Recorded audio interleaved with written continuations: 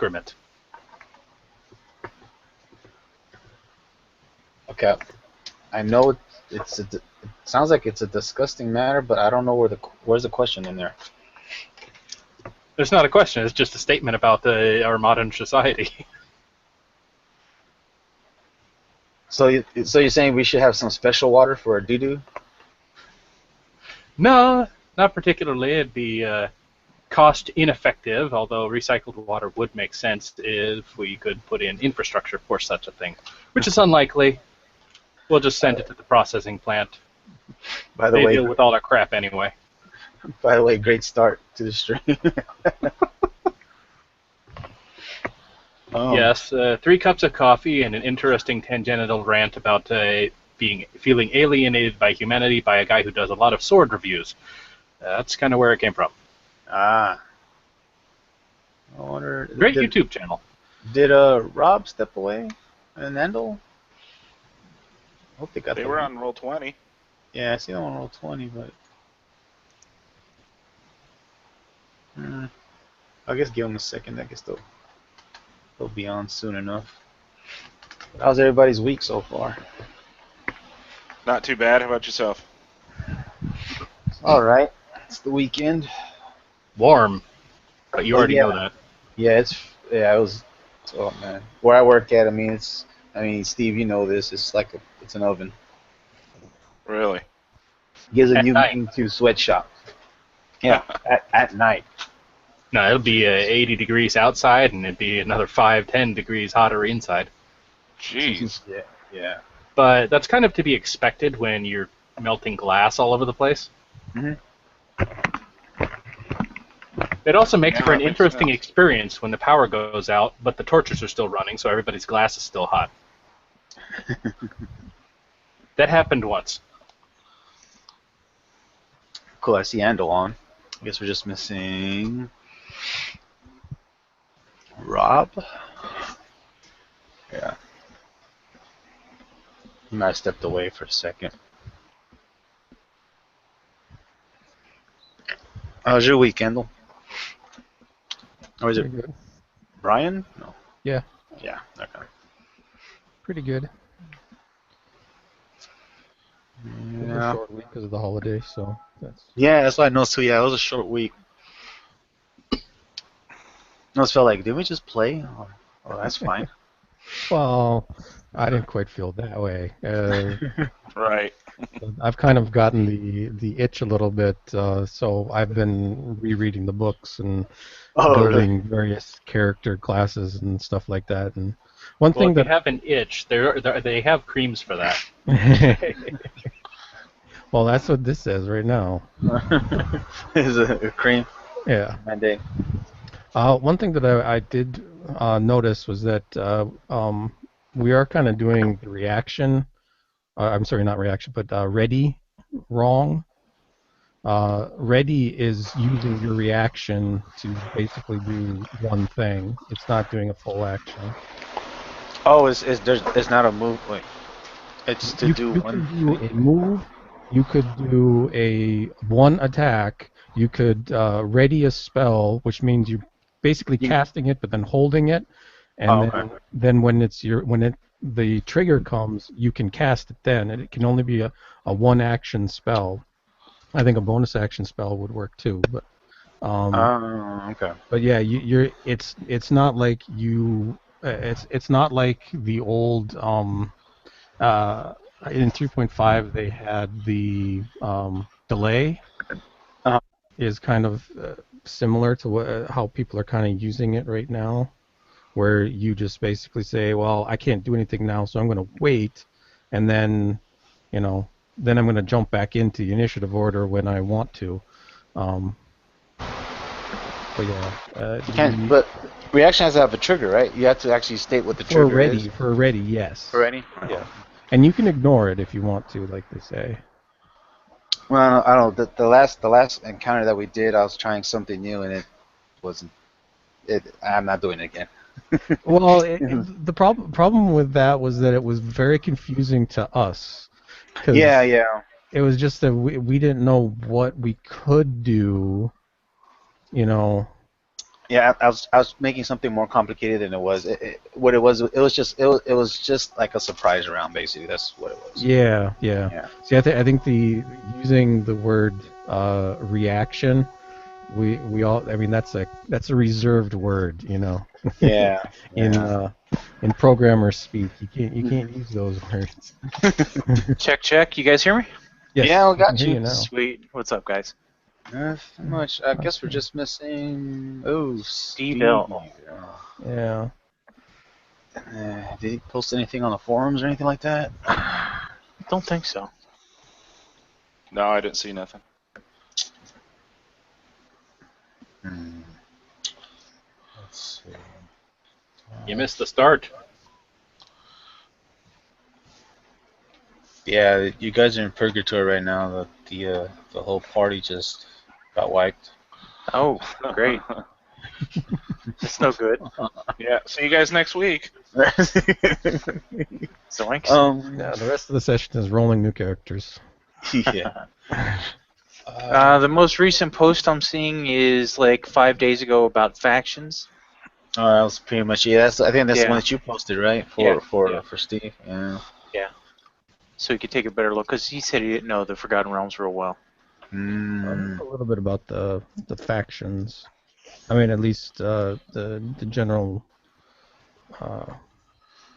generalized knowledge about the factions. Yeah. Well, Have you guys read the Unearthed Arcana for the Ranger class? yeah, I heard it's like No. they're play testing it or something, right? Some cool stuff. The only one I really took a big look at was the Shadow Walker, and I like it a lot. I have to take a look at that. Did that just come out? Yeah, I think they're play testing, right? It's not an actual Yeah, I like think it's so. not legal or anything. Kinda Like that. is, yeah. Right. And people are giving their feedback through the. They do like player review where you can just go and do like a survey and everything and rate it on different categories and everything. Because the big problem, you guys probably know, man, the Ranger class really is kind of underpowered in my opinion. But 2d6 hit dice, really? 2d6 Well, hit dice? Really? They're Yeah. Same proposing as, that. like, better average than a barbarian. Wow. Well, look it at has this a better though. average, but a lower high end. Right. Here's the other thing, man. Think about all the really, really cool combat stuff that fighters and barbarians get. Even like paladins with the Radiance of the Dawn and everything, Rangers are lagging behind, man. Oh, I completely agree with you. Oh, I yeah. couldn't know. believe the hit dice. I'd have to see. I mean, I haven't. It seems a little bit like people want to play Rangers all the time. Well, Rangers are cool, but Yeah. the favorite enemy doesn't give you jack shit. You know Oh, it that gives there's you creatures in there. It gives you advantages on insight check. Whoop-de frickin' do, man. Yeah, I know. Seriously. Yeah, How about you should put a mechanic on there. At the very least, against your favorite enemy only, how about advantage on attacks? Or bonus on damage? That would make sense, yeah. Or both. Right. Yeah. Because it's not like you're going to be able to abuse it unless A bonus there's on damage only would be better. orcs. Yeah. Mm. Yeah, and that's traditionally how they've always done it with the Rangers throughout the years. Even first edition giant class creatures, whatever your level was, that was your bonus to damage. And it started really helping out when you were up to 10th, 12th, 15th level. Oh. Cool. But no matter what you do now for a Ranger always gets first attack. That's He what gets- they're proposing. He gets Right. first attack. Oh, even in Yeah. despite And then you initiative get up order? into initiative order on the first Yeah. round. Ranger goes Oh. first, and then it goes to initiative order. Yeah. Oh, I guess that kind of makes sense because he would actually have first shot because he's shooting at a distance. But then again, I guess you could argue like other range casters and all that stuff. It's called Skirmisher's Stealth. Oh, is it like an archetype that you got to pick, or No, it's just another. like another trait for the Yep. for the class? Oh wow. It's ambush. And I'm reading it right now. Was it ambuscade? The ambuscade one says that it's Ranger's first strike and strike hard. Oh yeah, that's it. When you roll initiative, you gain a special turn that takes place before other creatures can act. On this turn, you can use your action to take either the attack or hide action. If more than one creature in the encounter has this feature, they all act first in order of initiative, then the regular initiative order begins. If you would normally be surprised at the start of an encounter, you are not surprised, but you do not gain this extra turn. That's actually pretty powerful. That is pretty powerful. I mean, imagine taking that. I mean, one level of Ranger to get that, and then go your rogue assassin. You're moving. You have you're always going first, no matter what. Well, almost no matter what. Yeah. You would take things down like crazy. I gotta take a look at that. It could help. Yeah, you're seeing the links I'm putting up. Oh, actually, I'm away from the computer at the moment, but yeah. All right, I put them up in Hangouts, so you can take a look at some of the ones they're proposing.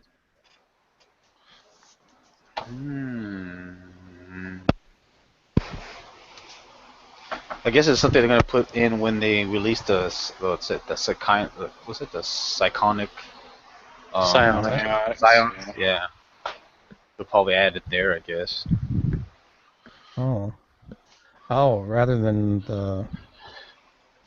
that ability replaces the favored enemy. Looks like they're dropping favored enemy. Possibly. Well, it says right here, Ranger first level gets the Ambuscade and Natural Explorer. Favored enemy is gone. It's not in the class anymore with this change. Mm-hmm. Anything. I like to throw anything. All right. Well, what time is it? What's up with Steve? I wonder if you crossed the ranger with a barbarian, would you be able to throw anything on a gnome?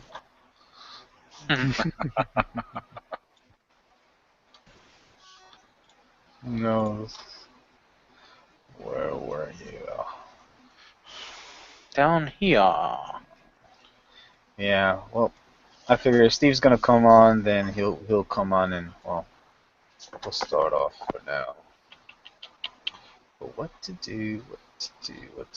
I guess I could NPC for him for now. Yeah, I could do that. Okay. Oh, I mean, are you guys ready to start, or you guys want to wait a couple more minutes? I'm good. Let's go. Oh man, the spirit companion. Yeah. That's. I mean, everyone was like, when the ranger came out, and you have to use your actions to control your animal companion. Yeah, that was ridiculous. That was just stupid. But I mean, but this thing now doesn't. It doesn't use your actions. Which kind of makes sense. I actually like summon it once per day. At least at lower levels. I don't know if it is more at higher levels. But yeah. This is a huge... Yeah. Ranger is going to be... If they keep most of these features, the Ranger is going to be pretty tough. That Aspencade thing is handy, and against weaker creatures, great. But against bigger, tougher creatures, it's not really going to matter that much. Oh, there we go. There he is. Nice. I was just going to try to go on Skype. Scare him up that way, maybe. But he's here. Yeah. Nice. What the hell is Skype? Alright. So, we'll just give him a second to come on and, yeah.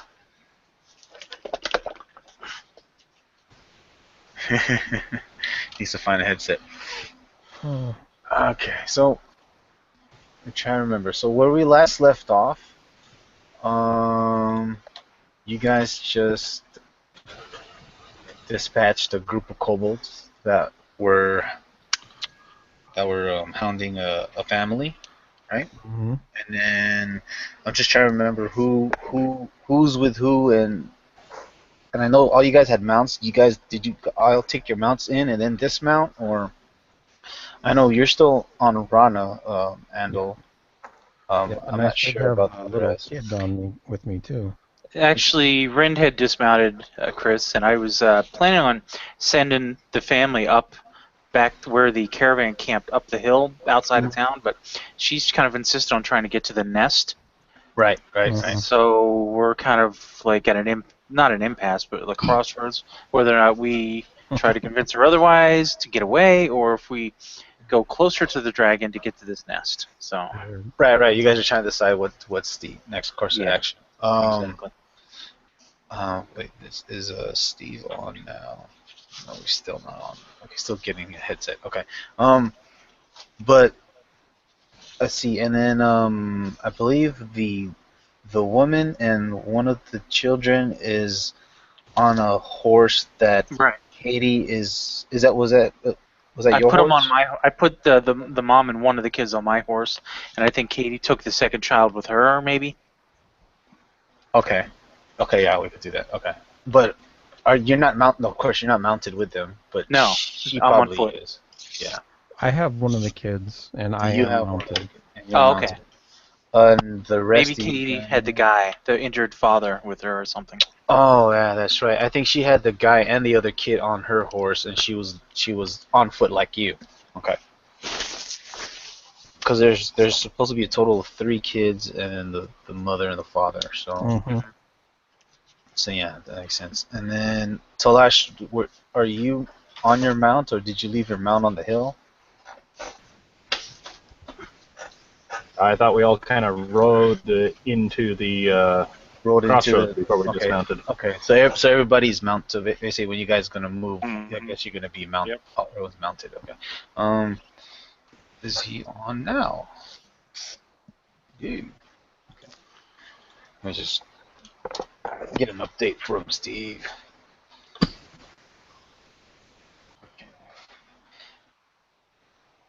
And Rilithar, you want to take them back to the caravan, up on the hill? That's what I had originally said, but she was insistent that we had to get to the nest. And she might have a point. To get up the hill, we'll have to cross over open ground. You know, and granted, we're off in it's dark, right? Right. And I mean, I wasn't specific on the distance, but from the hill, it's almost a good.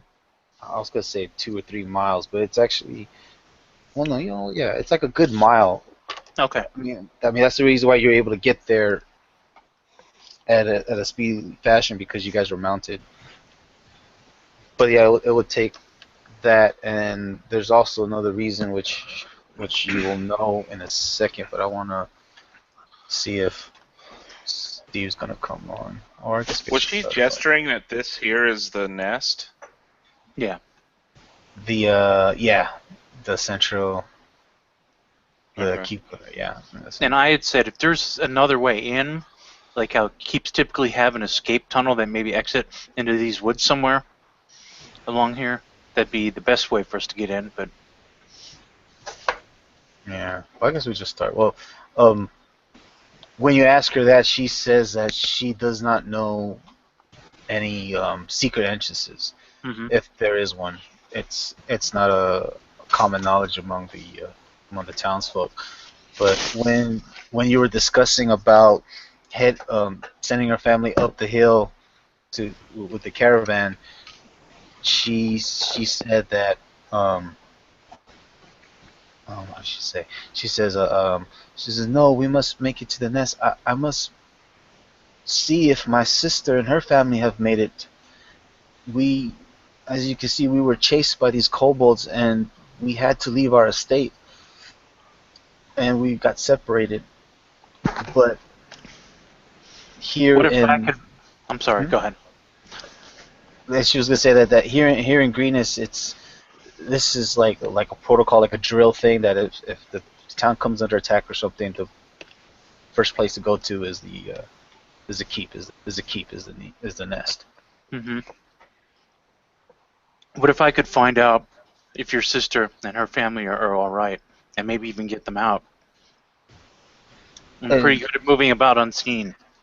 And she says, "Well, I'm not sure if they're still at the estate or if they made it to the nest."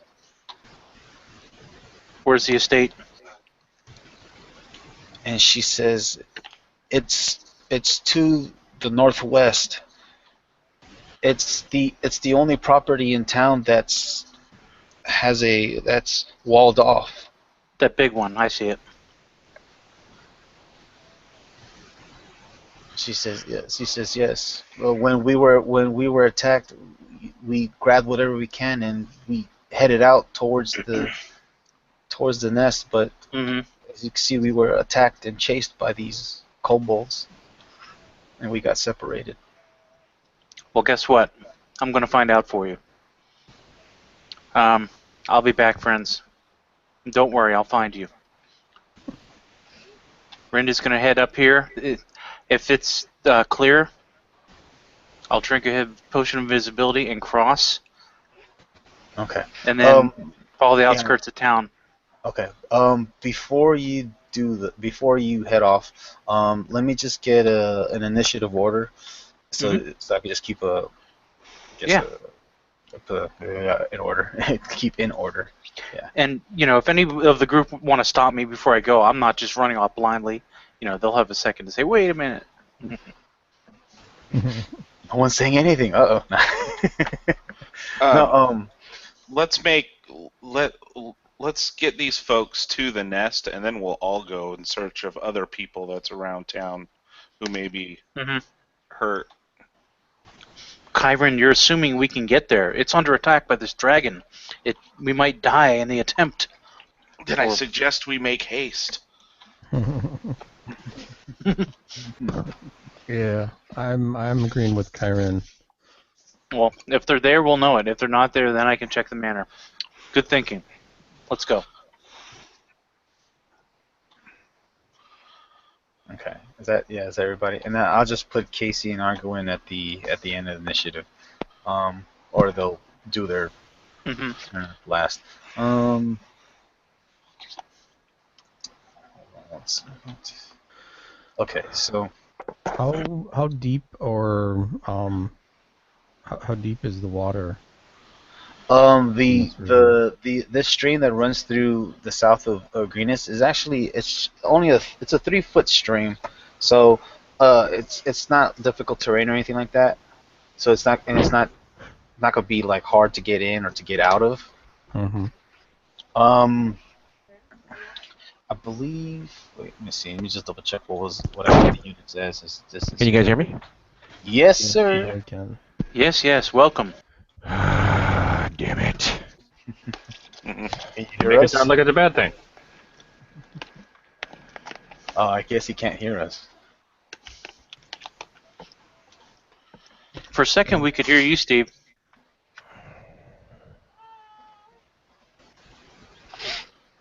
Okay. Well, yeah. So these squares are all 5 foot each.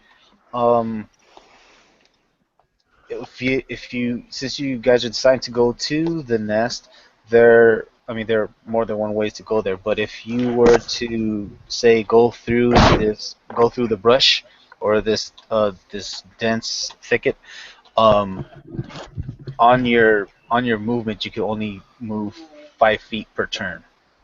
That's how dense this is. But I'll give you advantage on your stealth check, because basically you're going through the town undercover. Because again, the town is being raided by more than different groups of mixture of mercenaries and kobolds that are raiding the town. So, as of right now, you haven't aroused any suspicion or anything like that in the territory that you're in right now. All right. It also means there's a huge racket going on in the general vicinity of all directions. Yeah. Exactly. Oh, yeah. I was just wondering about traveling this route rather than My the thoughts road. exactly. I'm thinking through the woods. It's slower going, but we'll stay out of sight.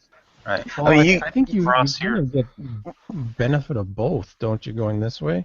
yeah. Because If you use the stream, yeah, you would you- you don't have you to have move that 5 feet, cover. but you can use the cover, and I'll still give you advantage on the stealth check. All right, and then if needs be, we'll duck into this little copse of woods here.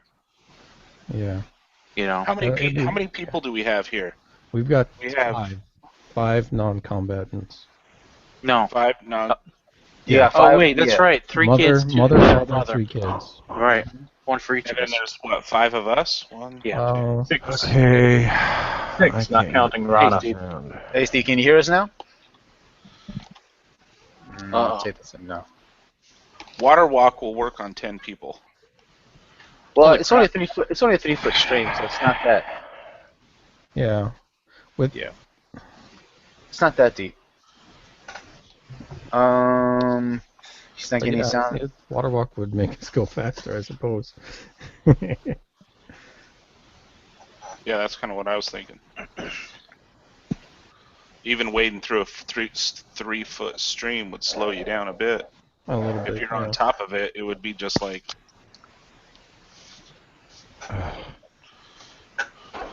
I just fucking had it. God damn it. It's back. We can hear you. Hear you. I don't think he can hear us though. Oh, damn. It's kind of when I first get on. I have the same problem. You have to set the settings to your speaker to the headset. Okay. Yeah, but there's a button there that usually says save settings, doesn't it? Or does it not? You can save your settings normally. Oh yeah, Yeah. that's true. I don't know because I always no problem. unplug mine and plug it in. That's why. Plug it in, plug it in. Nice. So,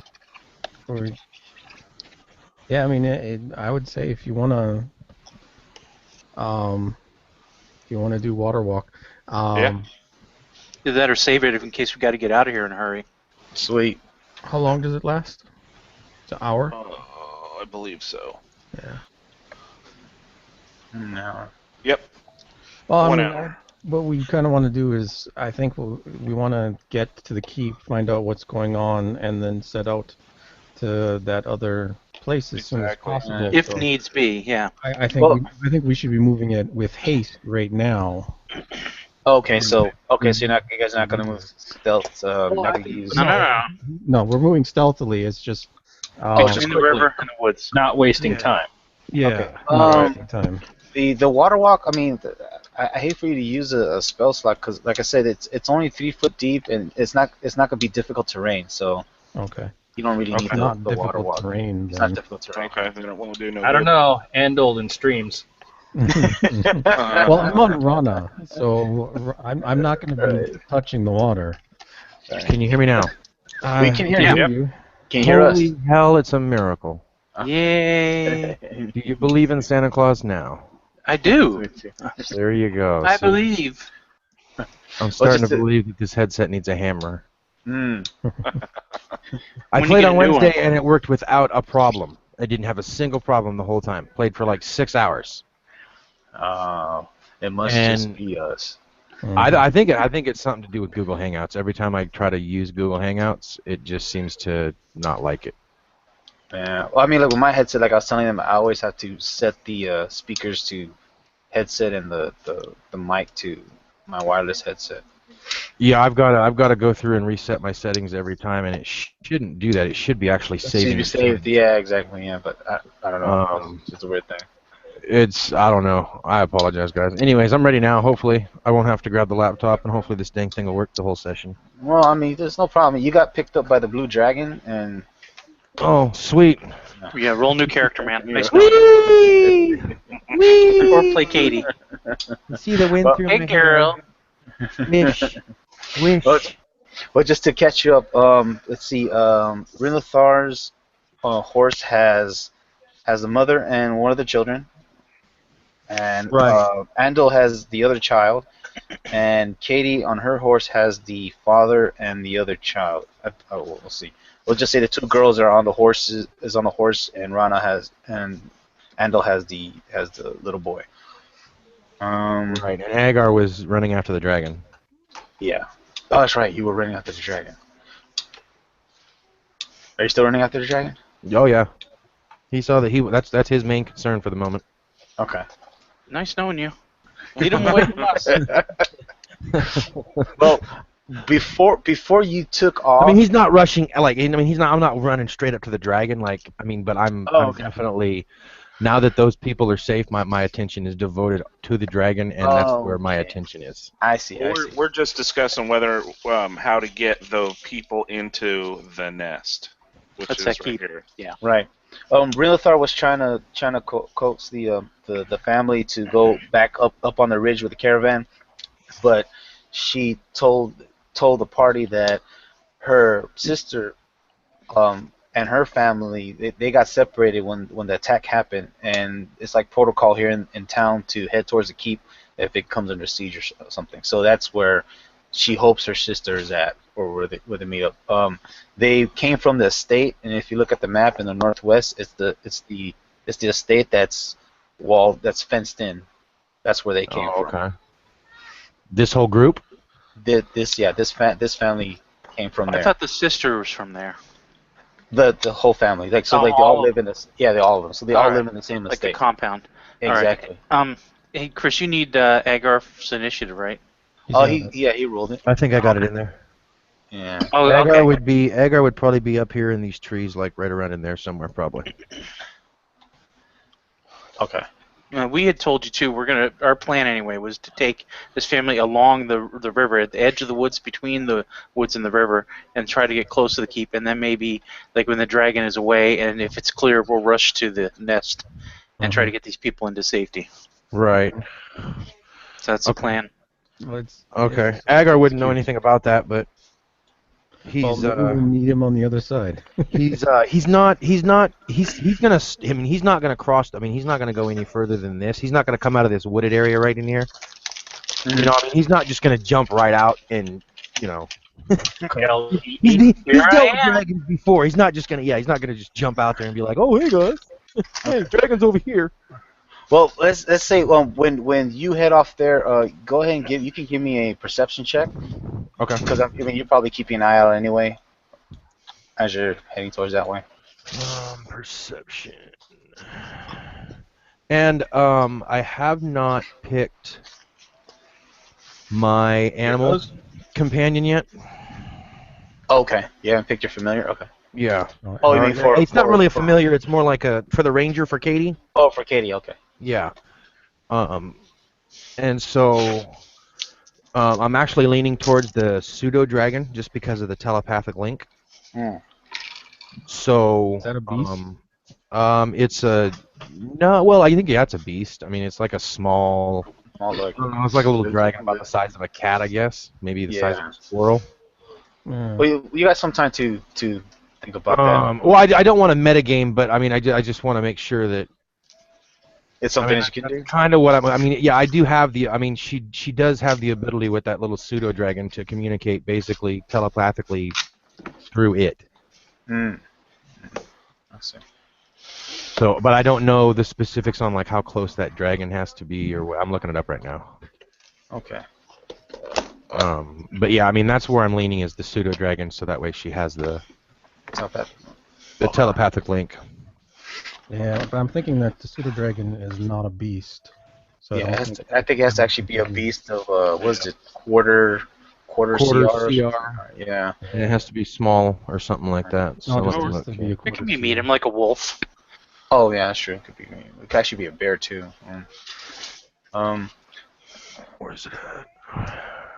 But the pseudo dragon also has to want to be there, be a companion of you too. Yeah, and because you rolled so bad on the comeliness roll, it'll be like, ugh, I'll go. Yikes! Like, you look uglier than me. Never mind. Right? A beast. Well, that's no larger than medium. How dare you call me a beast? You're no. Pseudo Okay. dragon might think she looks great. I mean, Telesh already thinks. Right. See. Okay. So, but Telesh likes scales to begin with, so. Oh. Ooh. Doesn't say. It just says tiny dragon, neutral good. It doesn't say whether or It has not to be, it's has to a be a beast. actually Yeah, has it to be a has to be a beast. beast. Beast, yeah. Oh, it Beast actually has. dragon. Oh. Yeah, you're not going to get supernatural abilities out of beasts. They're going to be natural wooded creatures. Right. You could, I don't know. It is possible for Husky to break the rules because House rule, yeah. yeah, house rule. Because she I is just felt kind of I a felt that sorcerer. kind of went more in line with my backstory and Right. Yeah. Well, everything. So I mean, if it's not, then I mean, I was just gonna take Well, no, probably the bear because it's the most yeah. badass of what's available. all right. Well, Yeah. let me think about it as we go through the session. And Well, I just don't want to metagame, so I was just throwing that out there. If the pseudo dragon is an option, that's what she's gonna pick. okay, I'll think about it. I didn't know about the whole beast thing. Stupid dragon, damn it. Yeah. Well, let's Well, if go you with got a bear. Yeah, well, that's why I'd probably go with the panther or the wolf, but the bear is definitely probably the most logical choice. A wolf is very useful, though. Yeah, with that Right. trip The attack. wolf and the panther, A yeah. wolf with the trip attack and the advantage when there's someone close Yeah. within 5 feet. It's huge. Right. Yeah, it's Let's go start with Renothar. So you guys discussed which way you're going, and we'll just go down the line. This would probably be like a marching order too. Did I not see anything with my perception check? When it comes to your initiative, I'll tell you Okay. exactly what you see. All right. So, but you definitely do see something. Renothar. So I guess just go ahead and move your speed. All right. Let me zoom in so I can see the squares a little better. I'm Yeah. kind of Are zoomed out to you- try to get the big picture. Are you leading your horse? Yes, I'm leading my horse with the woman and one of her children on it. Okay. And if you'll allow me to, I'll try to take that stealth advantage to stay close to the trees and kind of keeping everyone quiet. Oh, geez, look at that. You didn't need That that is something of advantage. beauty. And that's with a horse. Mhm. Cool. Now, I'm not going to do a double move because I don't want to get too far ahead, All right. but it probably is a good idea for us to spread out maybe a little bit. All right. So, Yeah. Just remember, if you guys move through the thicket, that you can only move a square per. Gotcha. Gonna go to the bathroom real quick. I'll be right back. Okay, no problem. Go ahead, Telesh. Go ahead and do your what your movement is or what. If you're mounted, it's 60. Yeah. That's true. I guess I could have went more. Oh, no, I'm on foot, so I could go up to 35. Yeah. Oh, And he's then on- with the he's dash, on I foot. could go a little further. I went 40. Dash would be disadvantage on your stealth, but you'd still Yeah. only have a 27. Oh no, you'd have 28 still Mhm. because the advantage Yeah. and disadvantage would cancel out, and so you just have your 28. Yep. Cool. That's perfect. A little space. Because I think we're going to end up going single file along this little shore. I think you could probably go 2x 2x2. I think you have no space. Well, the horses, remember, are large, so they need Yeah. 10 feet. Oh, okay. Oh, 10 thank foot you by for that, 5 yeah. foot, I think. Okay. I think So they yeah, take up 2 squares. Just say Uh, single file then, yeah. Large creatures just take up 10 by 10 nowadays. Oh. In combat, yeah. For Yeah. non-combat, Yeah. they don't. Yeah. Well, we'll just say for the sake of it's your space is basically where the horse is at and stuff like that within that 5 feet, and then we'll break it down if combat arises or something. Keep an eye out for that dragon, too. Whew. Yeah.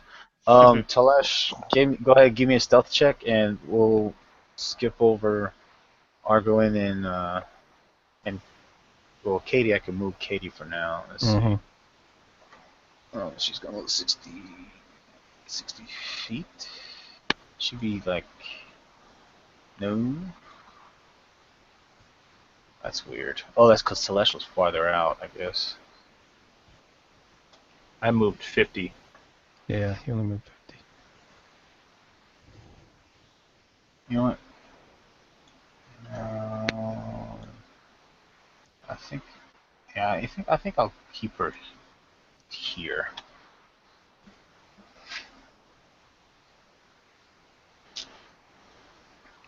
Yeah, okay. Oops. Did I just do that? She fell into a hole. Now you've done it. Or was she again? Just right here. Say it isn't so.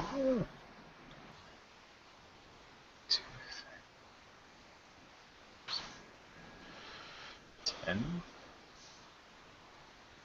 You Yeah, okay. Let's keep it back. I do want to keep it towards the rear. And then, I just moved. okay. Give me a stealth check for you. Let's see. Okay, there we go. Wow. That's Yeah. doing good. That's it. Okay. Yeah, unless you're good. Okay, I'll do her stealth. Go ahead, Kyrin. Go ahead and do your movement. Okay. And also a Stealth. stealth check. Yeah. Okay.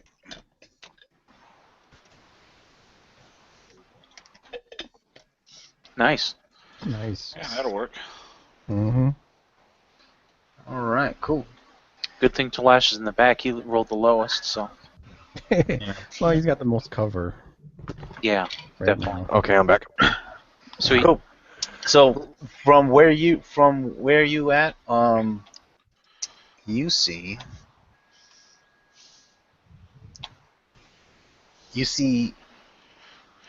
five different mixed groups of raiders spread about, and they're probably about 30 feet away from you.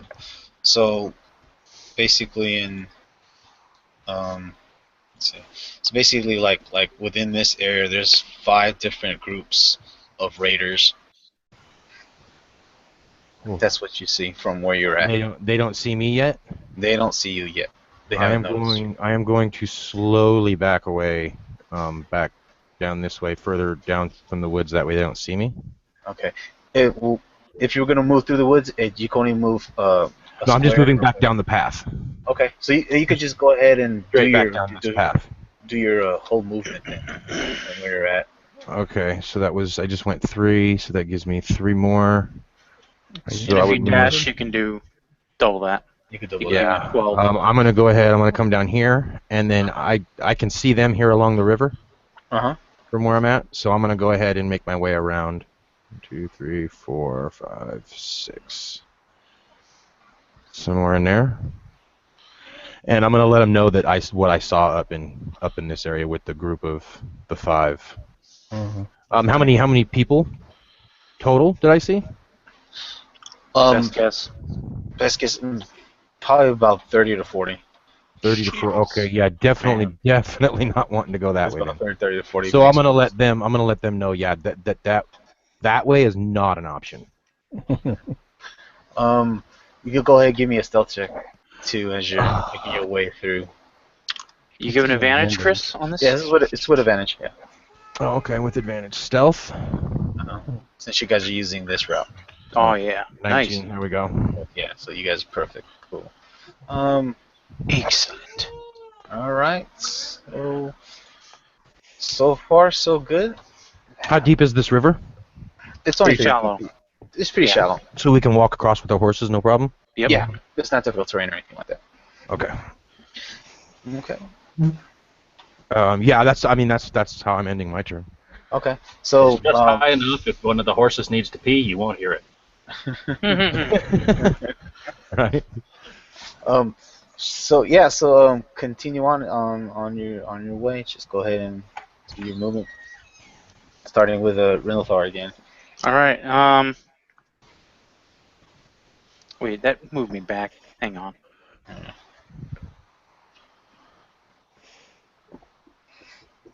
Hugging the river. Actually, I'll halt. Hang on, let me do that again because it did a diagonal where I didn't want it to. Right. I mean, if you guys are all just doing movement, I mean, you guys can just go ahead and do all your movement and then just give me the stealth check. I need to know where the dragon is. He should be easy to spot, shooting lightning and flying. You don't see the dragon? He's on this side of the. No. I can see him, but I don't know if he's actually there because you said he's been flying around. The reason being, I don't want to take this family out across into open ground with him like sitting somewhere right around here, type of thing. Right. I got you. Well, and thanks to Argawaen, we know there's enemies right over here nearby. So. Right. Oh well, currently he's on the north face of the keep. So his attention is being drawn there. He's actually not. He's not actually attacking. He's more just staying his ground. It's almost like he's corralling the people inside. There's defenders on the parapet that are shooting arrows, but he's staying generally out of their range. Mm-hmm. And it seems more like he's staying his attack. He's not launching an attack or anything like that. It's like I said, it's more like he's like corralling the people into the keep. Or can we see the gates of the keep? Yeah, you do see from where you're at, you know that the gate, is right there where the road ends. That's where the sally port is. Alright. Let's do this then. Alright, yeah, so the rest of the party, you could just go ahead and do your movement, and then just give me the stealth check. Yeah, I'm just using a group stealth check anyway. Oh, nice. Even without advantage, I'm good with the 21. Getting up close to the gate, which I'm hoping is open. Mm-hmm. Oh, wait a minute, you're moving a little bit too far off. I gotta wait for the rest of the group to come up beside you. Okay, I'm sorry. I was. Unless you were dashing. Were you dashing or? Well, I was going to do a double move, but now that I thought about it, I think you can go ahead and do that. There's a disadvantage on stealth, and I'd rather not risk that. I want to keep this family safe, so I'll hang. And when other people are coming up, then you move out, go that way. Well, again, I'm just looking for a group stealth check anyway, so you guys can just go ahead and do all your movement. Katie will probably be about here. Or she could move a little bit more. Mm-hmm. That's Agar's movement, and then if he uses his dash, he can come up here. You got a horse. You got 60 feet with your horse. You got 60 feet. With your horse. I got 60 feet with my horse. Okay. Well, yeah, but I mean, does that affect our? Okay, yeah. No, that's walking speed for the horse. Okay. Okay. We're in the same relative position as we were before the move, so. Yeah. Okay. Let's go ahead and give it. You need a stealth check from Agar? Yes, please, and I'll do Katie's. Oof. Kyrin, though. Fuck. It's a group stealth check. It's a group stealth check. More than that. Thank God. As long as everybody else passes, we're good. Alright, so you guys can crit covered you. Well, Telesh, you had the advantage, right? So yours covered as well. Yeah, Telesh critted too. Mm-hmm. Where'd Telesh go? How'd Telesh get advantage? I thought we still had advantage, but no, we're in the open now. If you're in the open now. No, the first move when we were around the water. Okay. Water in the trees. Never mind. All right. Well, from where you guys are at, you see a group of raiders coming about around the northern side of the keep. There? Yes, there. And let's see. Just give me a sec here. And okay, so you see a group of kobolds, and they seem to be led by a cultist. Okay. Yeah. And one of the kobolds you actually see, he's actually looks like he's levitating off the ground. He's a winged kobold. All right. Cool. So as they are coming around, I will ask you guys, what are you guys planning on doing? You have a moment to, I guess, read. I know what I'm doing. I'm throwing that medallion on. You're throwing the medallion on. Okay. I whisper up to the mom, act as if your hands are bound. Ah, brothers, I have prisoners. I have the medallion prominently displayed now around my neck. The Cult of the Dragon. Right. Let's just say this is the group here. Right. So when you come around and put the medallion, the kobold, he looks at you and he doesn't quite understand what you're saying, and he turns back to the cultist. The cultist says, "You have prisoners?" Aye, brother. All for the Dark Queen's glory. And he looks at the prisoners that you have, and he starts to think and says, "But why are you bringing them here?" I'm bringing them to you. Bring them to me? Give me a persuasion check. I thought you'd never ask. Not great, but... Right. For a moment, he hesitates, and you see on his face, it relaxes for a moment. And you think, "Oh, okay, he's gonna buy what I'm gonna say," but then he turns around and he questions, "Wait, you're not part of the raiding party. You're not even in uniform." And he starts speaking in Draconic, and the Kalash would kobolds, understand. basically, he tells the kobolds saying, "They are not one of us. Attack them." So, guys, you re-roll initiative, please.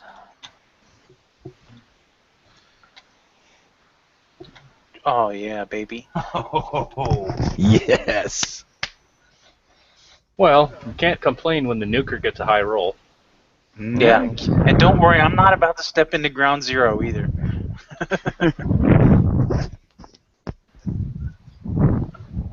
Alrighty. Let's see. Let me just go break out a couple of these kobolds here. I said there were 6 of them, right? One of them was winged. So, 2, 3, 4. Let's say this is the... Well, place that one. This is the winged one here. 1, 2, 3, 4, 5, and 6. Alright, gentlemen. Let's see. And... Oh, yes, I gotta do initiatives for these guys, huh? No, that's okay. We can go ahead and have a whole attack round first. Yeah. Don't even worry about it. See how many we kill in our first round, then you can roll initiative. Doesn't work that way? Damn it. Good try, though. No, yeah. Wizards of the Coast, that's it. You're getting a huge rage post on your forums.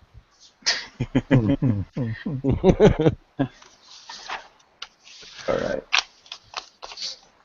Give me a sec, guys, as I get their initiatives in. Oh, that's not it.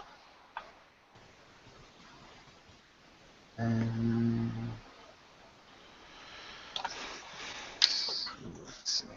Alright.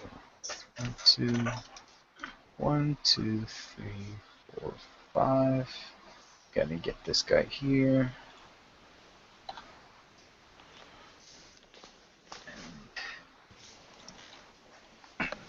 Cultists. It's +1.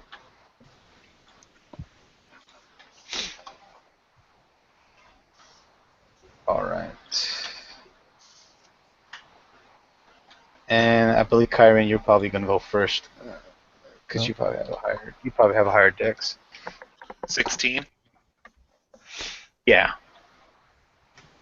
That's like what, +3 or something? Yeah. Yeah, you'll go first. Oh, Oh, well, excuse me. It's 15. Till that. Oh, it's 15? Oh, okay. Yeah, Well, 15. I stand corrected. So 15, is that a +2? Yeah. It's +2? Okay, yeah. Well, you go before the kobold, but not before Talash. So that should be 0.2 then.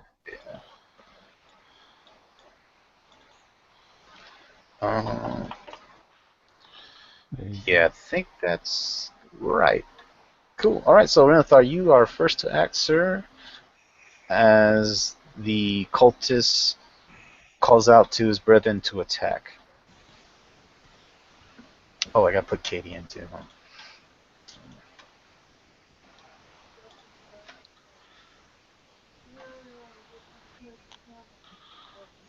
Oh, there you go. Nice. Sorry, I was muted. No problem. Oh.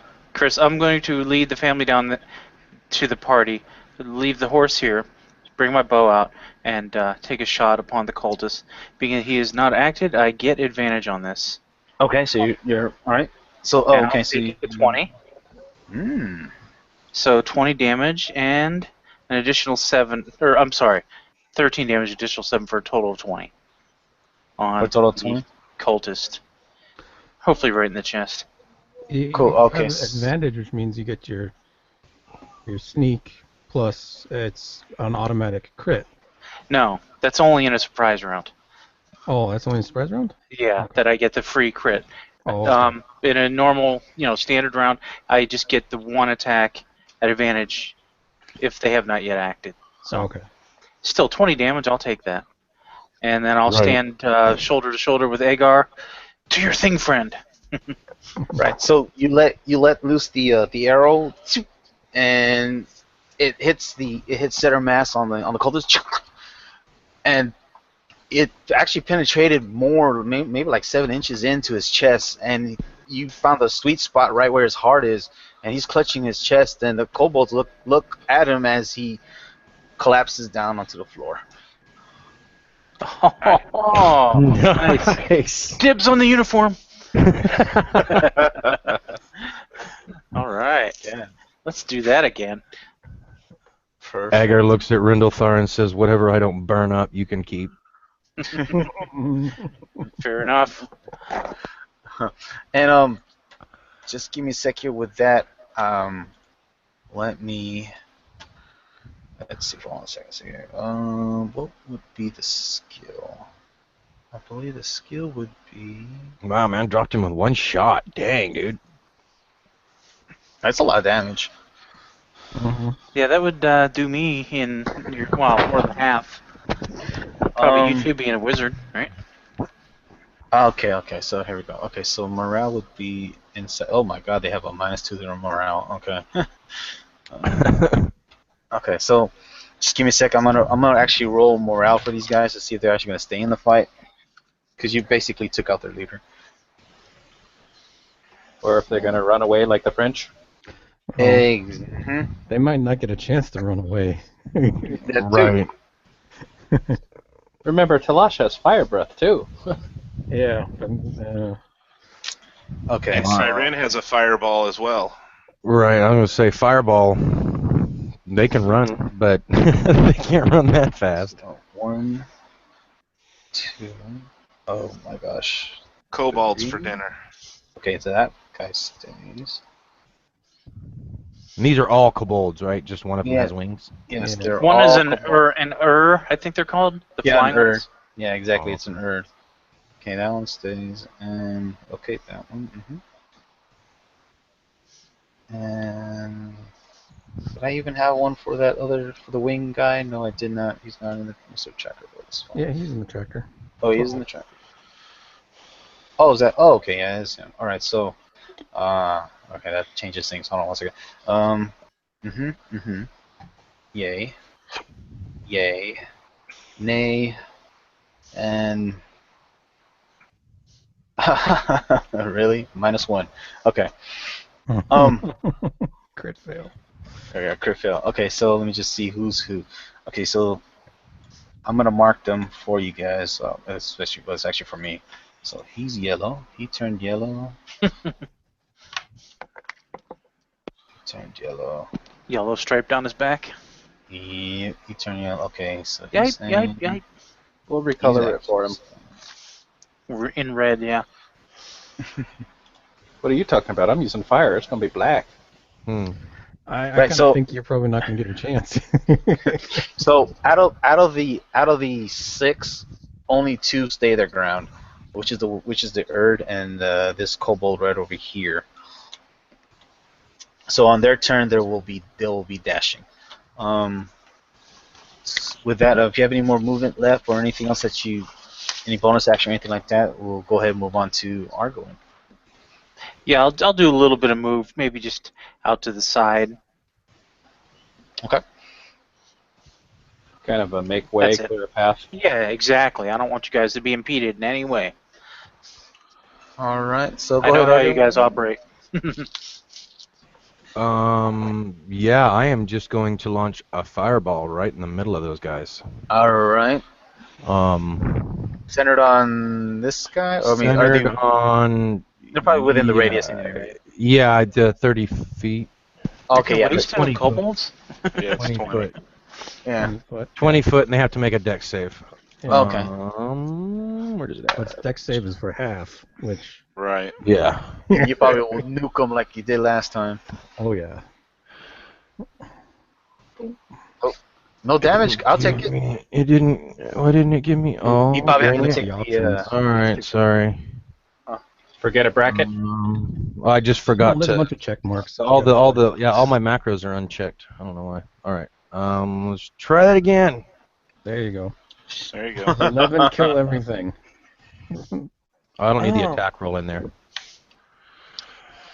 So yeah, they Right. just need a DC save of 15 The DC save 15. on the dex. Let me just double check something real quick.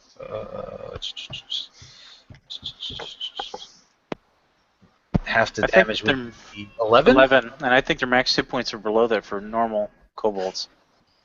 Yeah, for normal kobolds. So you just have to roll dex saves for whoever doesn't survive.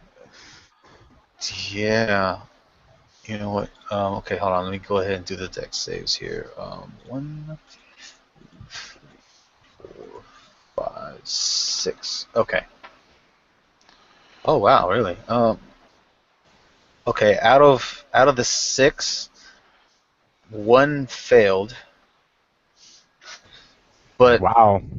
even though 1 failed, I mean they're all badly burnt. I mean,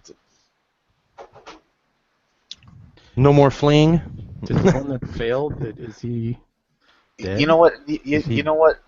This is what I see. As you casted it, this is a fireball. Yeah. Or fireball. Okay, the guys that were fleeing, they were in mid flee, and the ones that are standing their grounds, they took the bulk of this fire blast, right? And all I see is like the kobolds like crawling on the ground, trying to get away from the radiance of this blast radius, and then they just all slowly just get engulfed in this fireball. So even though that they survived, they're basically burning alive now. In other words, by the time the next person's turn, or in the next 6 seconds, they're just gonna die out. Well, let's see if I can help that a little bit. Yeah. So mechanically, they're all 1 hit point, but I mean it's Right. Yeah. Yeah. If they're that close to death, and I can see that, that they're pretty well out of the fight. yeah. I guess is what you're saying. Yeah, pretty much. I mean, if you were just gonna let them burn, they'll eventually just die. Yeah, I'm good. I'll let them burn. That's all you hear. You just hear a bunch of. I'll let. I guess it's Katie's turn.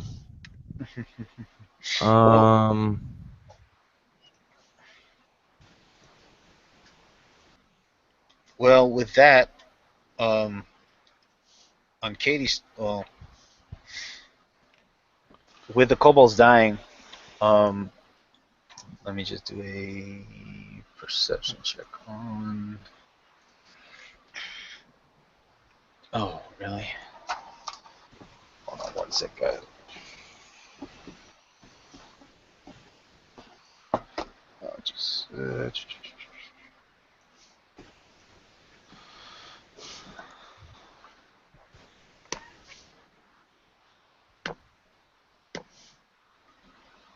Okay, it doesn't even matter. I rolled a critical one.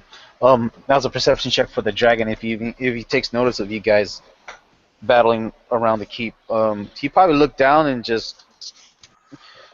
One of you guys could have sworn that this blue dragon is actually scoffing or actually cracking a smile, like he's amused by what just happened to his kin. All right. So So yeah, he saw that they just got roasted. he saw they just got roasted, but Thought it was funny. I thought it was amusing as opposed to like, oh my, like what you get from this dragon is it's almost like as if he's doesn't really want to be part of the raid. Like what he's doing is basically under his skill. In other words. This is all beneath him. Yeah. Yeah. Right. But yeah, you guys are totally out of combat. Rolling initiative took longer than the combat. Yeah, I know it did. Hey, So I think in the Chris, future I'm just gonna roll one. Yeah, go ahead. going back, grabbing the reins, and getting these people to the keep. Yeah. All right.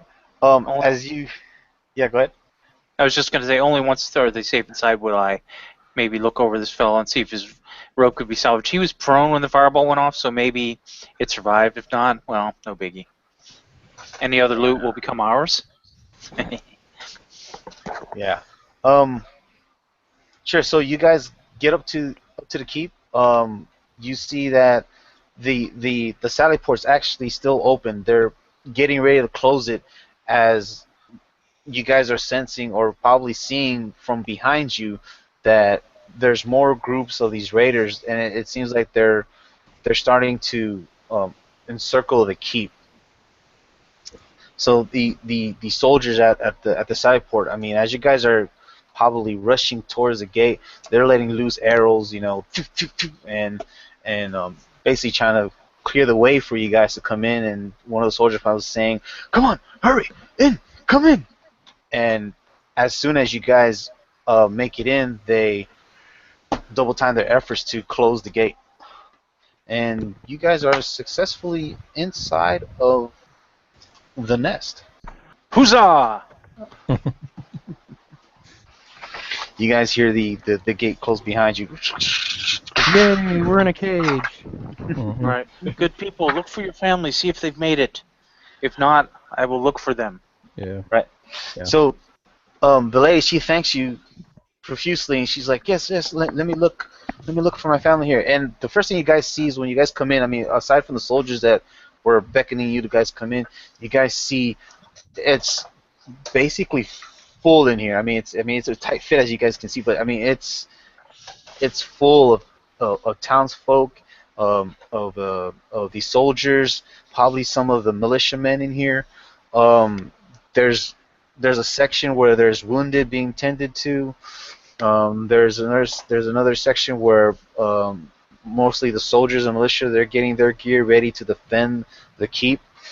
As you look up on the parapet or that encircles this keep, there's various archers shooting out down towards out of the keep, probably flanking the raiders as they're approaching the keep.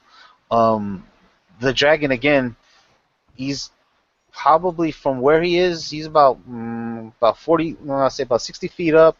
He's keeping out of range of the archers, but what all he's doing is basically just circling around the keep. Like I said, he's more just like corralling.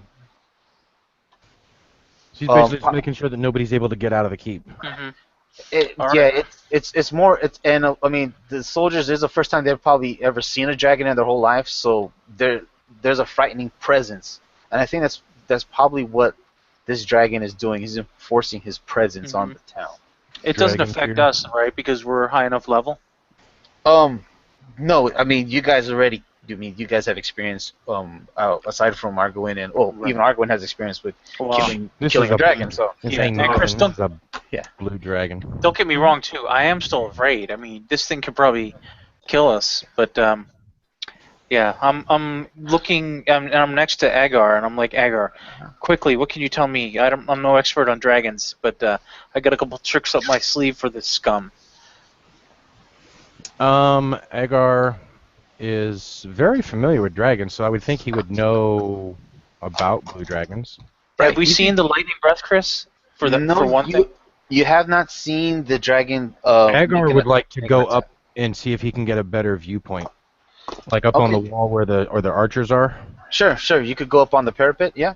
Yeah, he wants to be able to get a better viewpoint so he can Mind kind if I of tag get along, friend? a clear. No, no, not at all. Yeah, because you can tell me what you know while we're. I want to try and get a clear a view as this thing. See if I can maybe get a little more information at it. Okay. So you should be coming along as well. Katie would probably come up and see if there's any help she can give to the people on the walls with the arrows. Mm-hmm. Let us know as soon as you find out if that family is safe or not. Okay. Andal and Kyrin, what are you guys doing as you guys are in the keep and the rest is going up on the parapet? Yeah, I think Andal, it looks like Kyrin and I are going to be looking for whoever's in charge, probably calling out. Okay. All right. So, with Argawaen and will be the rest of the other party that's with you, probably giving you probably you guys discussing on the parapet like about the dragon.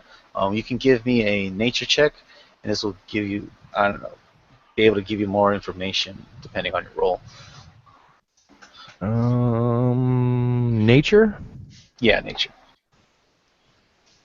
I don't know how good was that. 12. Darn. Average.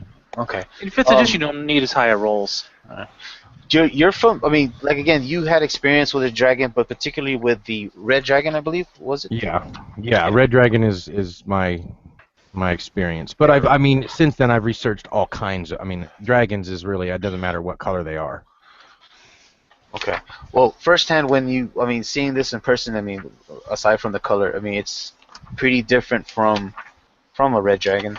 What you do, I mean, the general knowledge that you do know of it is that its main attack is its breath weapon, which is electricity, and you do know that the damage it causes comparable to a red dragon's flame.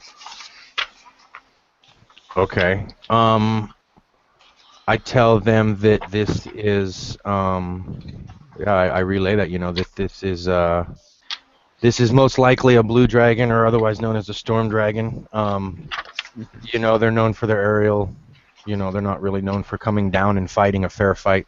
They like to use their breath weapon, and it's one heck of a lightning attack. Mm-hmm. Are they susceptible to poison? Do you know? Not to my knowledge, no. I don't know that any dragons are susceptible to poison, are they? No, I think most of them probably they've got like a natural immunity. I know greens are immune for sure. Right. Probably that's blacks for sure. also.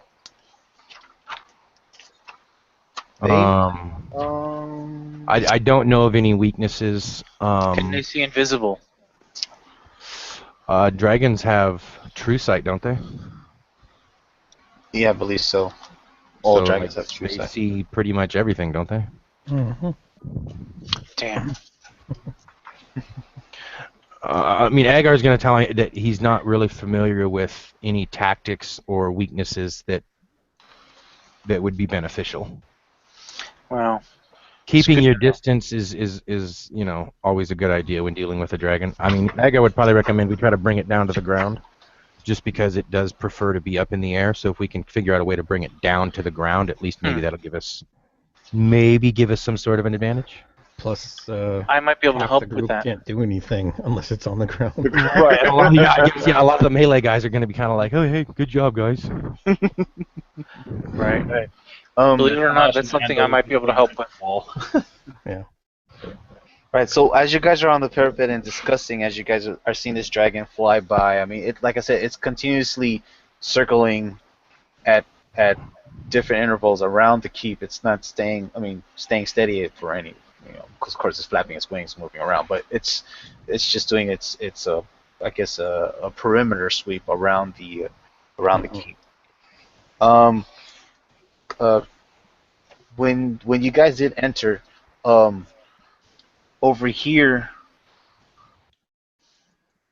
on this parapet, and actually looking down into the courtyard, you do see, I was gonna say general, but you do see a human dressed in relatively fine clothing, except that it seems that he's been in a fight, in a battle.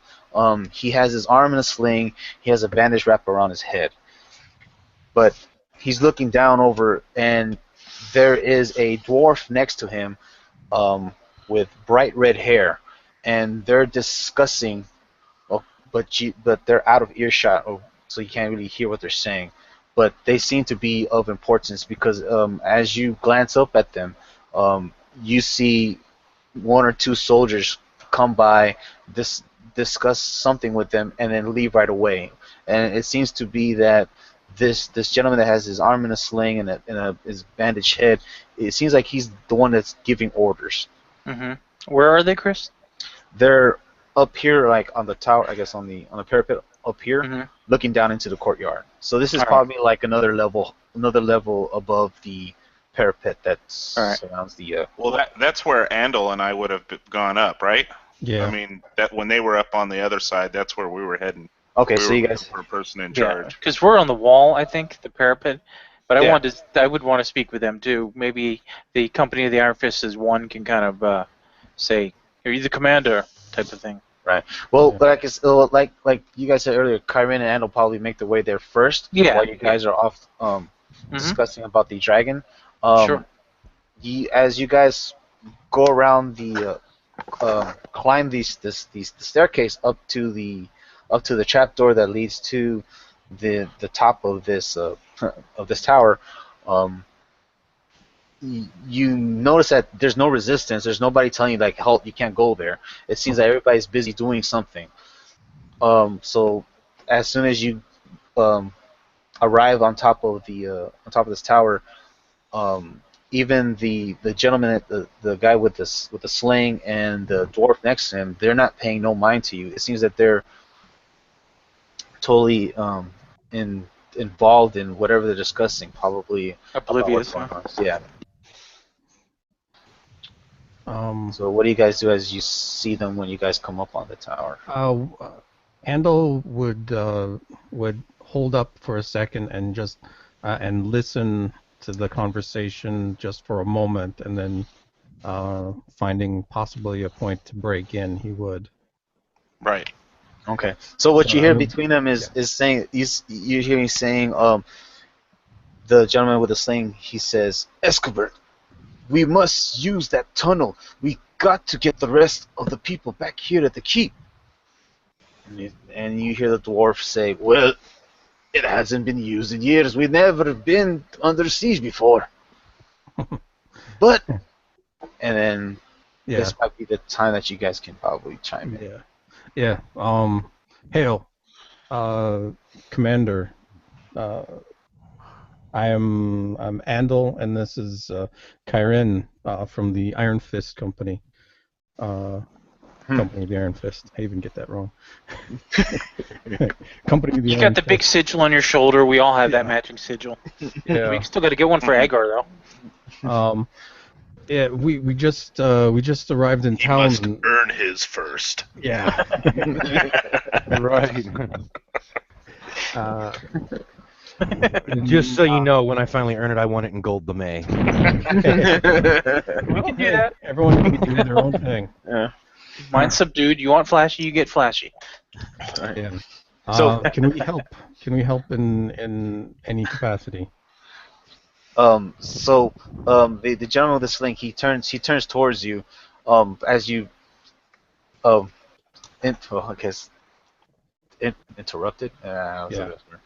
Interrupted their conversation, and with one queer eyebrow up, he says, "I'm not a commander, but I am known as Governor Nighthill. This here is Escobert the Red. He's the keep's master, and of course, any capacity of help that you can give is much appreciated." Yeah, I believe both me and Kyrin have served in the military, so we both have military bearings. Mm-hmm. Yeah.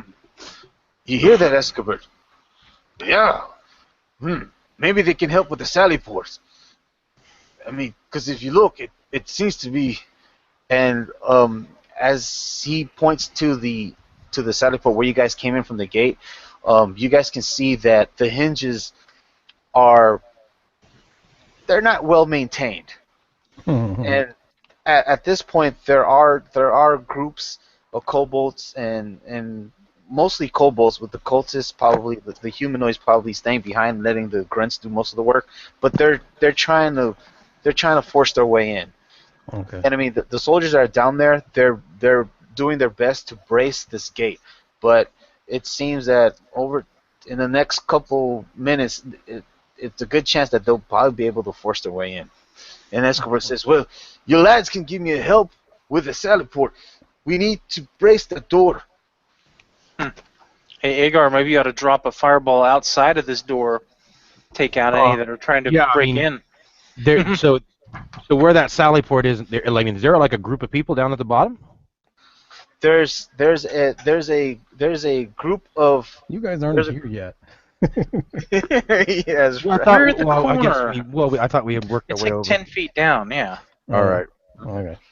Well, we'll say like eventually the rest of the group probably made their way up to.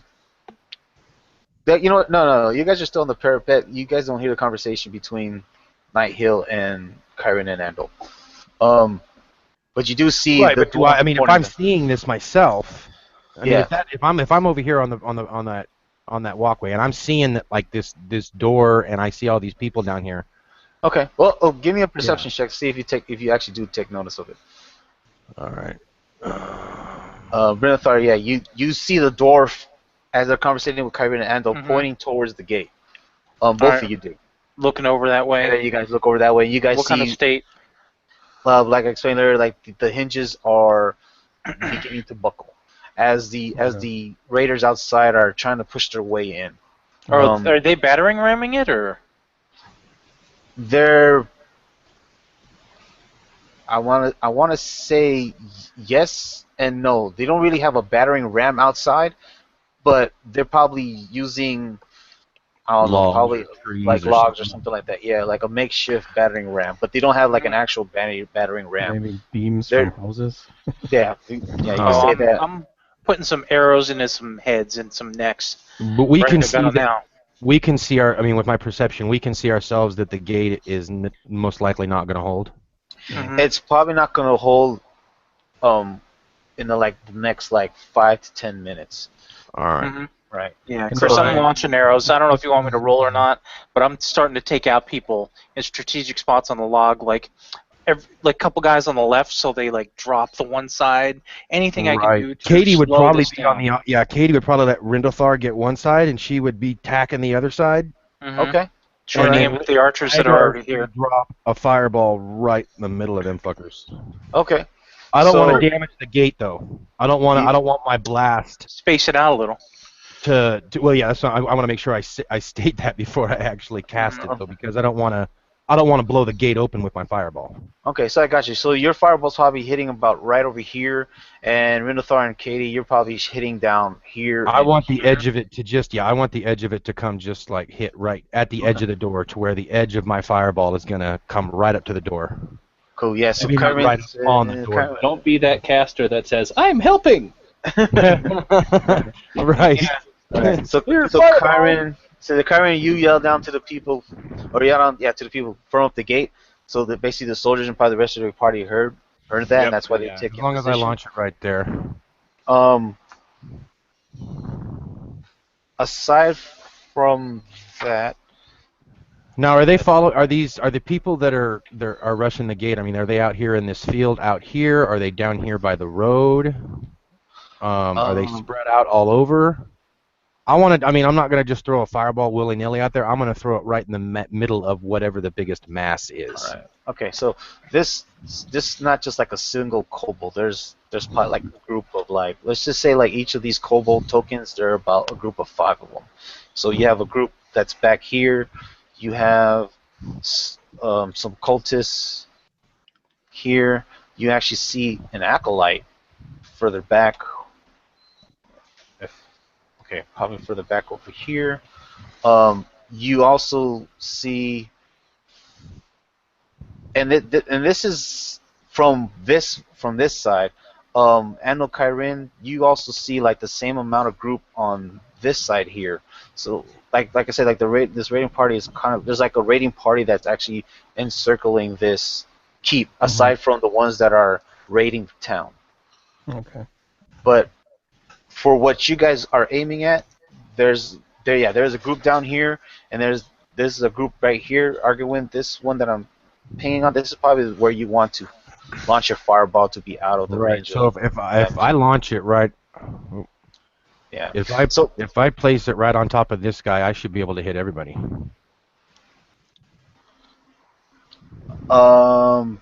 Yeah. 20-foot radius, so that gives me 40 feet total. Yeah. Right. So yeah, just go ahead and roll the attacks. Renethar, Argawaen. I'll roll for Katie. How many do you want? Just 2 for now, or 1, or? Just go by just go by your action, whatever your action allows. Normally just 1. Christ. There's my fireball. DC of 15, baby. That's a good one. That's a good one. Go ahead, save. You're still dead. Right. So Renethar should be Dex. Well, it's my charisma, but yeah, I'll change that. All right. So hold on a second. Yeah, if I have advantage, I'm golden. But I think they probably know that there's people up here, so. And depends on who you're aiming at. I mean, I would think if you were aiming after one of the guys that was trying to batter down the door, they're focused on holding a big ass log. Yeah, if they're not shielded, not moving fast either. The natural one put the arrow into the log, and then now it's heavier. It's hindering them. There you go. Fuck. And then half of the arrows. Natural one. Shit. Yeah. Well, I was hoping for advantage, but it hits a log, and the half of the arrows rattling into his face and distracting him. Well, I meant how heavier, so that it does more damage against. Does more damage to the door. Oh, no. 0.2 ounces. Not cool, No, man. that's what I'm saying. right. Wouldn't you know it? That was the hinge's breaking point. Damn. Kyrin and Andal, as your party's taking position and defending the Sally port, what are you guys doing?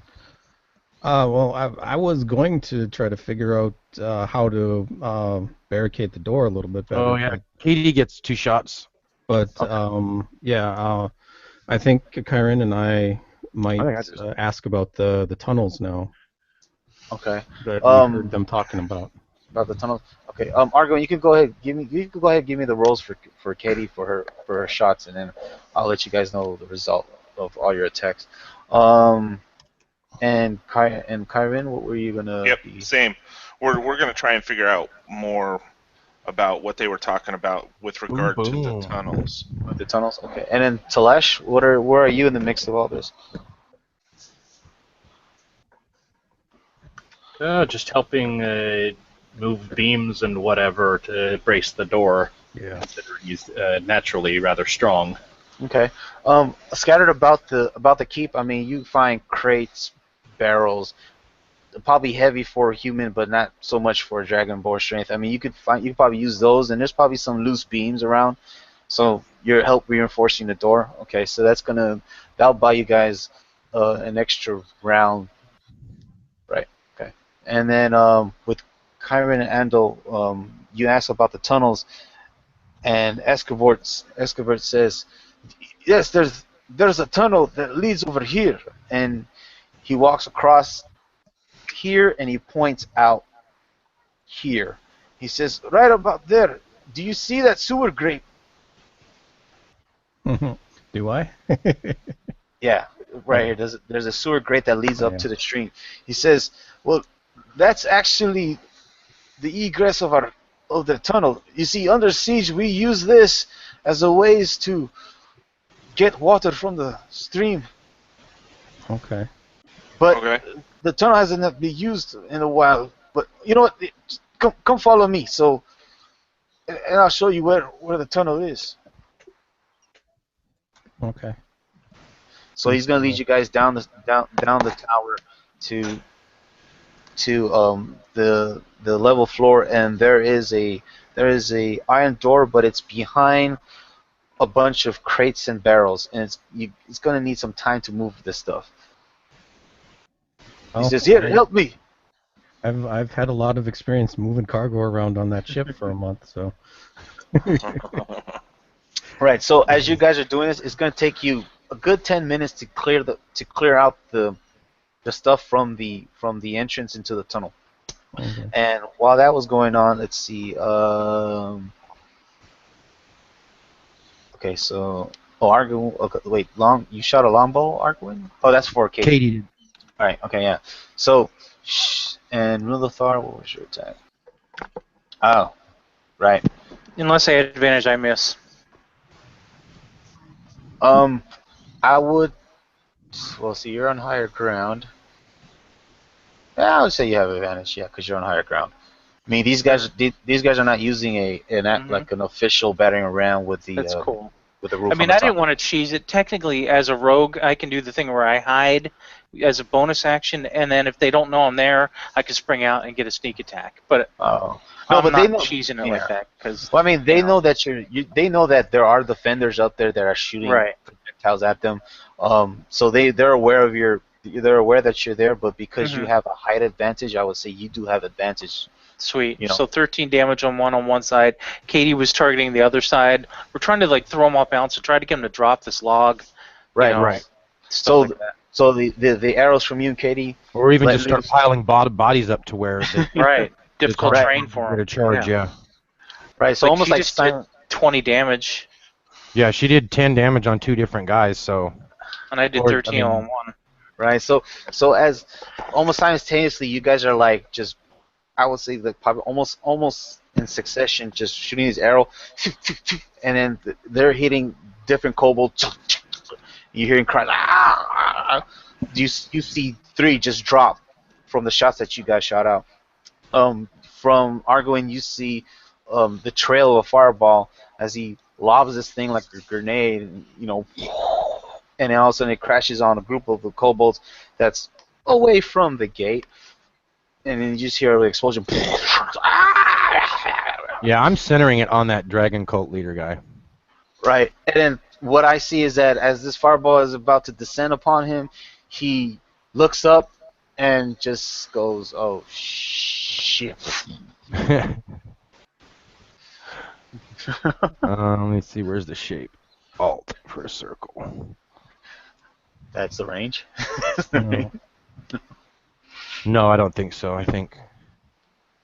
Right. So now you just see a bunch of kobolds, a couple of cultists. They're starting to back away after this explosion, and seeing their comrades take this devastating blow.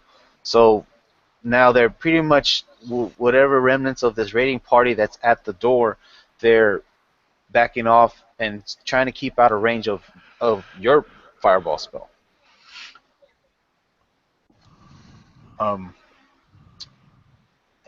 So basically, you guys are successfully buying time for the soldiers to reinforce the door.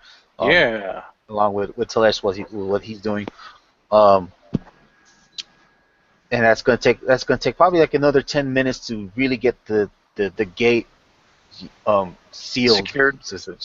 Thank you. They can use all the crap we're moving out of the way. Yeah, you actually. Yeah, go ahead. I was just going to say, after a minute, I'm calling down to that family to see if they found their loved ones. Did you find them? Did you find your sister and her family? Talash is just carrying around cabers like a... Well, he's got a 19 strength. He can pick up any number of giant beams like it's nothing. Right. When you call out to the woman, you don't get a response back. You can give me a perception check. This is you looking about the crowds because, like I said, there's more than I would say there's probably about 50 to 60 people in this keep, or even more. Not with a 10. Yeah, because I mean, the scale of this keep is relatively small, but it's relatively large. And it's chaotic. And yes, it's chaotic. All right. I don't see. Yeah, currently, from what you see, you thought you might have seen her, but it's just too many people in this, and it's too much. It's I'm kind of hectic. busy anyway, so. And yeah, you're also busy fending off this group of raiders that are trying to get into the southern port. Back to Andal and Kyrin. Within the 10 minutes, you guys are able to clear the path in the tunnel, and you see Escobert. He's like, "Okay, hold on. Let me get my key." And he brings out like a janitor's key ring, and there's just there's just a tons load of rings. He's like, no, wait, no, it's not that one. Wait, no, it's not that one. Wait, is this one? No, it's not that one. And it's gonna take him at least 5 minutes to figure this out. Right? Why didn't he figure that out while we were moving the boxes? Yeah, no kidding. Again, back to Argawaen, Minotaur, and Before Katie. that, while he's messing with that, Uh-huh. Kyrin's gonna look to the governor and ask him if all the towns. Does it look like all the townsfolk are here? The governor's still on top of the tower. Yeah, you'd have to go back up there. Go back up. Yeah, All right. So you're gonna go back Well, up to the tower? you could ask the dwarf guy. He might have a count. Yeah, I'll ask him. I'll ask Escobert. What was the question again? Does it look like the majority, or does it look like all the townsfolk are here, or is there another place where more are hiding? Honestly, we haven't been able to do a roll call. I mean, we're under siege, but I don't see. Oh no, I don't see Miss Tuffet. She makes the best pie. She's not here. So you get a sense that there's still some people probably There's still in some hiding. people out there. Okay. Okay. That answers my question. And the door that he's messing with, how important is this door? The door that he's. Oh, how important is the door? Yeah. How important is the door? I mean, like he said that when you overheard the conversation, he told Governor Nighthill that they haven't used the tunnel in a while. So this door it's pretty old. I mean, it's the only door to this tunnel. I mean, it's not like a ordained door or anything like that. I mean, it's a simple I would say a wooden door with metal latches, and it has a metal lock on it. So it probably has like a little port window that has bars on it, that kind of thing. Okay. Lid to the Pretty sturdy as hell. Is this? Well, it seems to be old. Well, and just let disused. Talash come running over with a caber. Yeah. Yeah, Well, exactly. I was gonna Rip it off the hinges. I was gonna bash it open. Right. But, Does have a hammer. Yes, I do have a hammer. Stop. Hammer time. But I just I'll turn to him and while he's fumbling with his keys, and I'm gonna ask him how important is this door? Well, it's the only thing that's securing it Okay. aside from the other. We can fix it later. Well, I mean, if I could just find the key. And so he's thumbing through the keys again. Yeah. Talash, rip this door off its hinges. You need better key organization. Well, I mean, you try being master of the key. So. All right. So, what are you guys gonna do? Are you guys gonna try bashing in the door, or are you gonna wait for Escobert to find his keys? I'm cooling. I'm gonna cool myself off and let him figure out the keys. I'm gonna. How's that front gate looking? The soldiers that were down there, you bought them enough time to reinforce the gate, but at the same time, it's still the hinge, like from the previous attack, the hinge is starting to come undone. You guys can try repairing it, but it's gonna take a good half an hour to repair this gate to where you don't have to worry about it anymore. And at the same time, as you guys are defending along with the other soldiers, trying to keep the I was going to say the battering ram at bay. Of course, if you guys start to ease up, they're probably going to launch another attack or try to get through again. All right, let me look. Let's see what I have in my bag of tricks. Jack squat.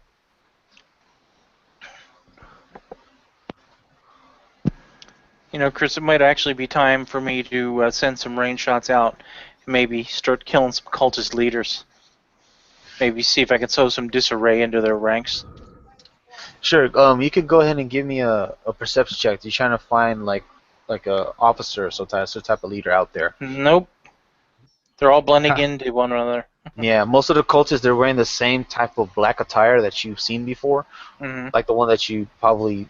I don't know if you guys. Well, I don't know if you picked it up from last time, but anyway, the last cultists that you fought, they're dressed similarly, like with the black robes and cloak, and with the face mask. Yeah.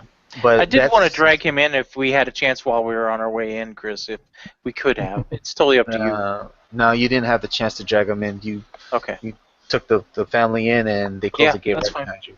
But his body. Yes, there wasn't time. There wasn't time. Or well, we'll worry about it later. Are still there. Yeah, he's probably all trampled by now. Well, I'm going to keep an eye out. Katie would like to do the same, Katie would probably do the same thing. She's looking for somebody that would be a better target than just. Because I would mention what I'm doing. We need to find a leader and take him out. All right, so you can go ahead. Right. Actually, you can give now my fireball, when I centered it on that one guy, was he a leader? No, he was not. Yeah, he was just an occultist. Just an occultist, though. Okay. Just an occultist. Look for somebody standing back and watching.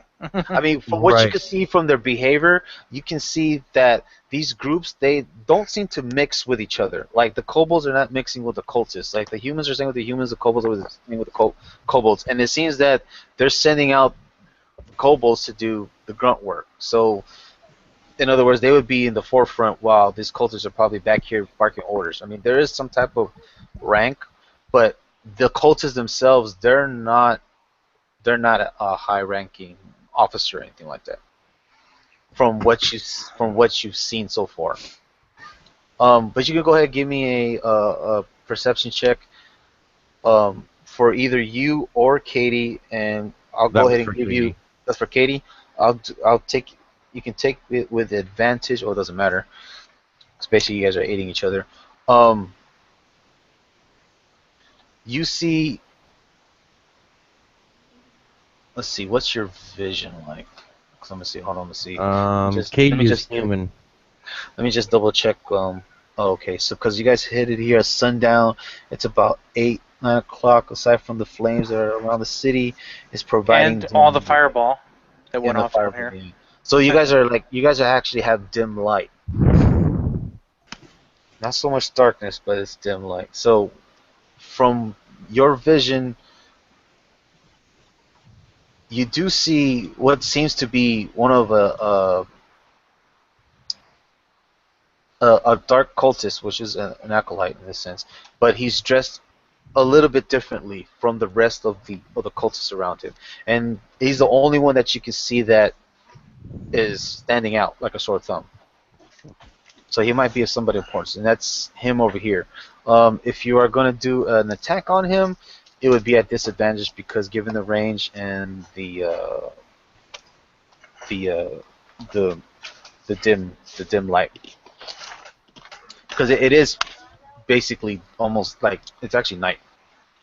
It's like not sunset, but like sundown, and it's being turned into night. So it's about like dusk. So it's like 8 o'clock, like summertime at 8 o'clock, that kind of thing.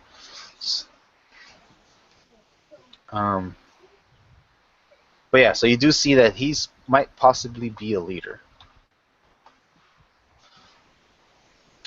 Okay. So, as you and Katie discuss about what you're going to do, let me just switch over to Kyrin and Andal and Talash. Talash, what are you? So far, you've successfully been able to help the soldiers and the militia reinforce the gate. But is there anything else that you wanted to do? Well, where's Andal at, waiting on the dwarf to figure out what his key is? Yeah, Andal said, "Oh, you're searching the boxes and barrels." And you see the boxes and barrels, Andal, they're pretty much mundane stuff, mostly like provisions. But you do see, let me just give it to you for real quick. You do see 2 barrels, kind of small, almost cask, like a cask-like, but they're when you examine it, it's filled with oil. Well, okay. And then Kyrin, where did you head back over to conversate with Nihil, or were you someplace else? No, I'm trying to help as well with trying to that dwarf find the key. Right. So you reach out trying to help him with his keys, and he slaps your hands away. He's like, oh, "I got it! I got it! It's not this one. It's not that one." You need to be quicker, or we're all going to die. When you look at the lock on this door, it looks like a pretty hefty lock, but again, it has not been used in a while, and you can see rust, across the metal of it. Okay. So it's possible that you could probably, not so many words. Yeah. Yeah. How long has he been searching for the key now? It's drawing upon 10 minutes. 10 Holy moly. minutes? 10 minutes. I'm gonna, Okay, so Kyrin's gonna at yell Hammer the dwarf over the head and just take the damn key ring. At the 5-minute mark, he wouldn't have made it to the 10-minute mark. So you say it's a 5-minute mark, yeah. At the 5-minute mark, Andel's hitting the door with his hammer, trying to unlock it. Right. So he's so involved with searching this key because he has to find the key. He doesn't even pay attention to what you're doing. But go ahead, just give me an attack roll on the lock.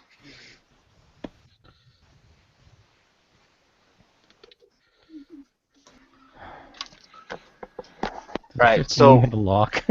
right.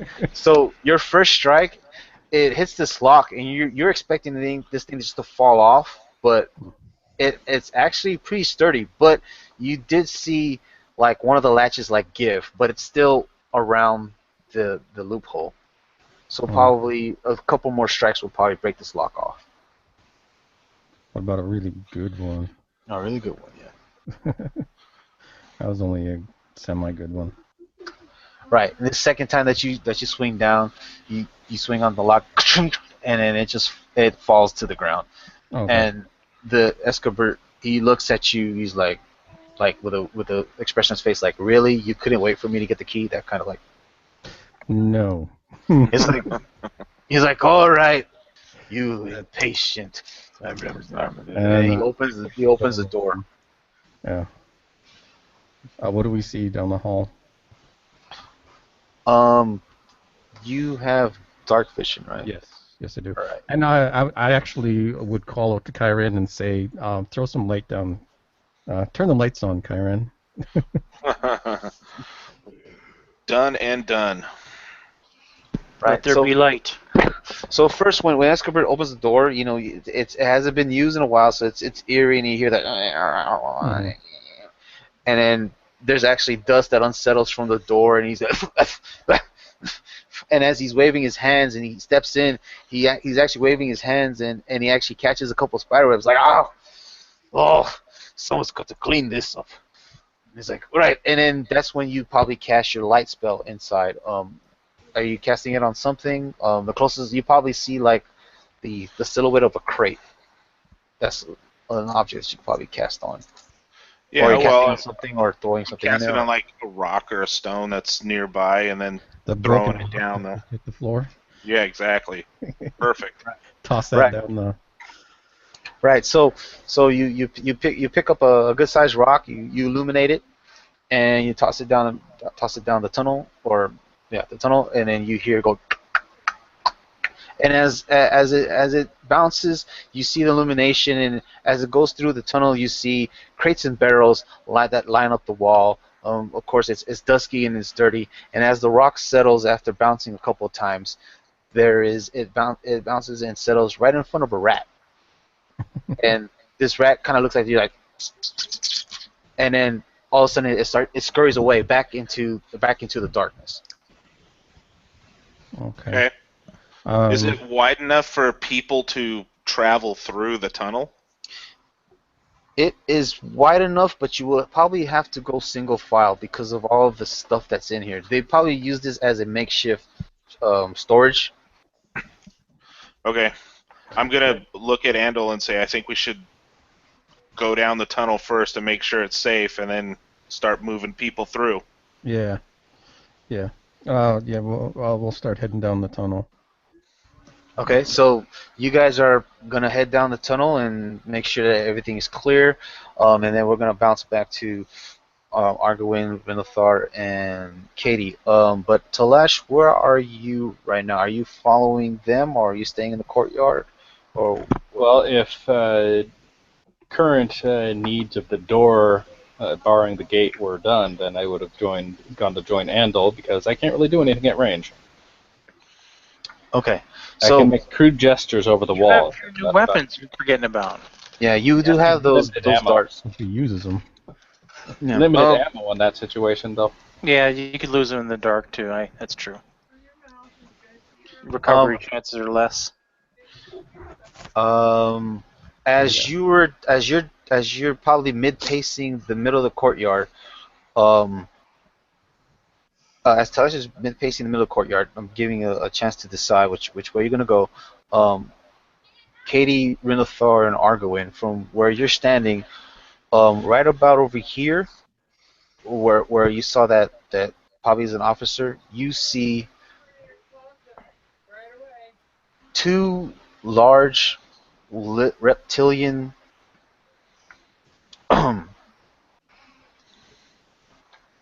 reptilian creatures come out from behind this this person, and these things are relatively large. I mean, they're almost like the size of a almost like a large lion. And you see them that they turn towards this person, and this person is like waving his hand and gestures towards the keep. And as soon as he does that, these two creatures take off, rushing towards the gate. And with that, I'm gonna actually have you guys re-roll initiative. But before I do that, do you guys need to take a quick break, or are we good to keep going? Maybe like a 2-minute. You guys go with that? We'll take a quick 2-minute break. Sure. Just a Basically, tea break. Yeah. All right, Yeah. cool. Be right All back. Oui, oui. Literally. Sweet. Doug, you're still there? Yeah. Do you need to leave again at the usual time?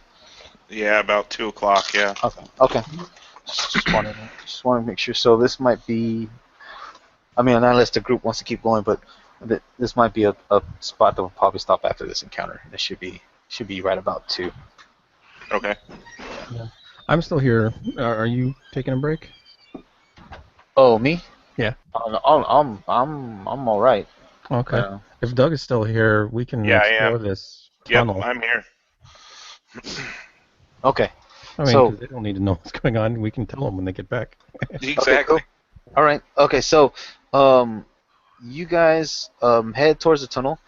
Let me just give you some information here. I mean, it is, like I said, it's the walls are lined with barrels and crates, and of course it's dirty and dusky. I mean, it's cobwebs. It hasn't been cleaned. It's relatively dirty.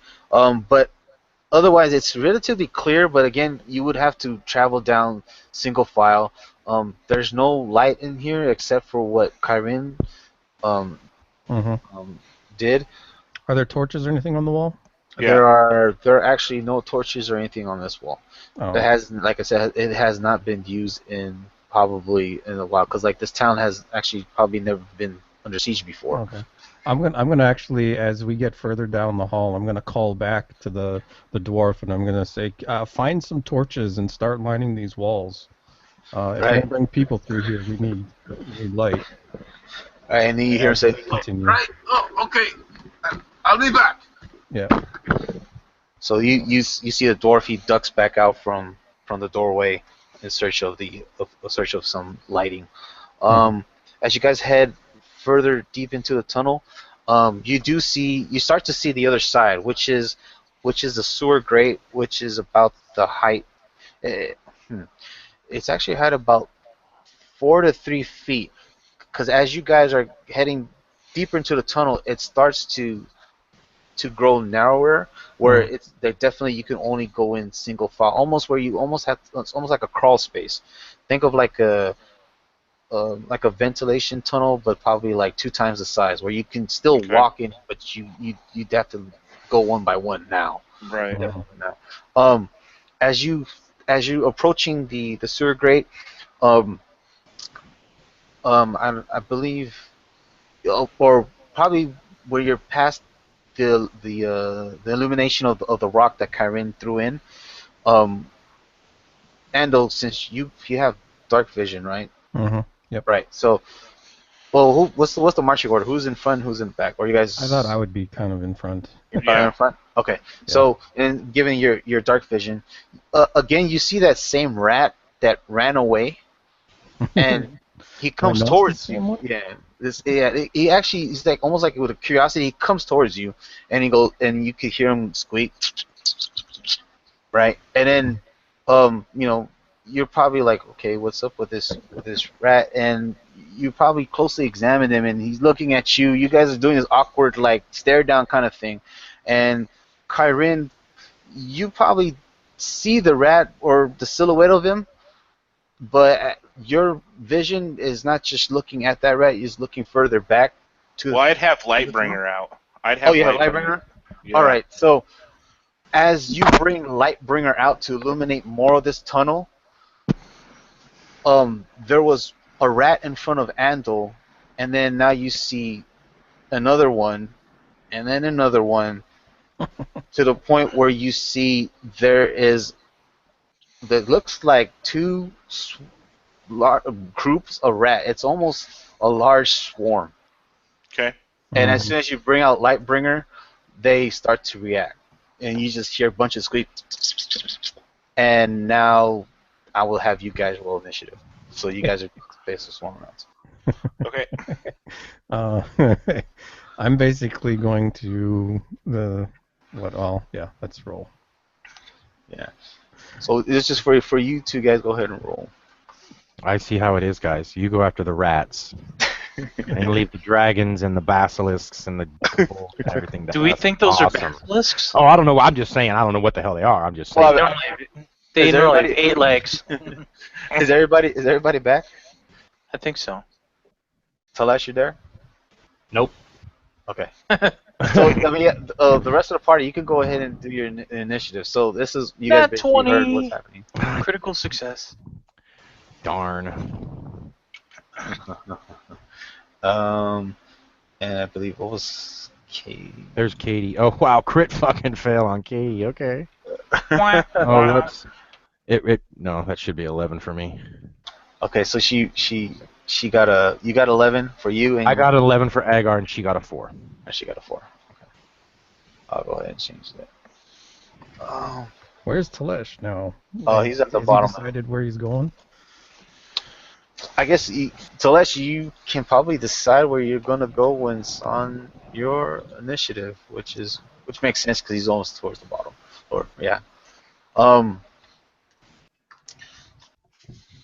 Let's see. I'm just gonna have them react after you guys react. So, bouncing back to the guys outside, or to Renathar. Renathar, it's your turn. You see that these 2 reptilian creatures, they're making a mad dash towards the front gate. All right. They're the more immediate threat. I'll take aim on the one on the left or the bottom, and I'll ask Katie. I'll say, Katie, target the one on the left. We must stop these. Now, this is a combat, they have not yet reacted or acted in the round. I do get advantage, which is good because I think I need it hopefully an 18 will hit. That sounds like it would, but let me just double check and make sure. Yeah, they might be tough armored lizards. No, that is a hit. Go ahead and give me damage. Sweet. 9 plus another 13 for a total of 22 Sweet, so 22. I thought I had on the these. leftmost. Target these lizards. They're coming Okay. at the gate hard. You say Shore up that gate. you're aiming at the left one. That's the one on the bottom? Right. I'm asking Katie to do the same. And the other archers that are around. Yeah, Agar's yelling. Oh, it's not my turn yet. Never mind. Concentrate all fire on the one to the left. Then worry about the other. Well, the archers around here, they're actually concentrating on the kobolds that are around. There's still a group of kobolds, a group of raiders within They've the got a bunch of closer targets that they have to handle too. I see Thank what you. you're saying. Yeah. That does make sense. But Okay. All right, so you let loose your arrow. You see it fly off, and as this thing is galloping towards the gate, it strikes it in the shoulder, and it looks like it's about to buckle, but then it finds its balance and it continues to careen down towards the gate. all right, it falters a little. Yeah, it does falter a little. Go ahead. Let's see, and then with that, we're gonna go ahead and move to. Chris, I am going to move to get a better position over to here. Okay. Along the wall parapet. That's it for me, though.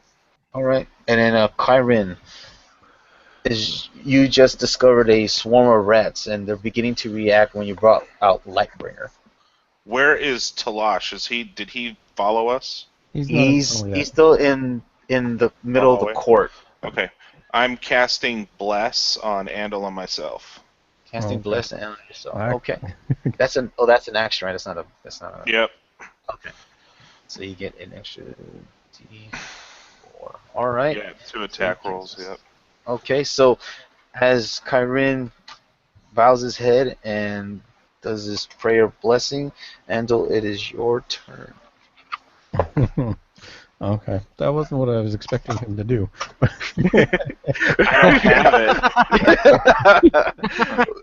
it. I need a short rest to do it Did you again. use it all already? 50 I only rats, get to use it once. and you're praying. Why are you praying? You better be praying for cheese.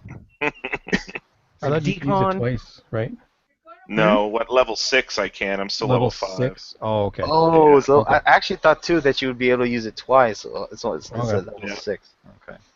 Okay, well, then, yeah. It's time to play whack-a-mole. Basically. So, yeah, Andal will approach the first group. Okay. And, yeah. All right. Yep, that is. So you swing down your. Was it Warhammer, right? Yeah. Right, and you squish a good chunk out of this first group of rats that are starting to swarm you. Okay. And, yeah, smashing again. Smashing again on the same group, I'm assuming. Yeah. So 10 points of damage, and then now 11 points of damage. Right, so in that same group, there's about 2 more rats left. Okay. Or actually 4 more rats left. Well, I was also going to, I think this is it.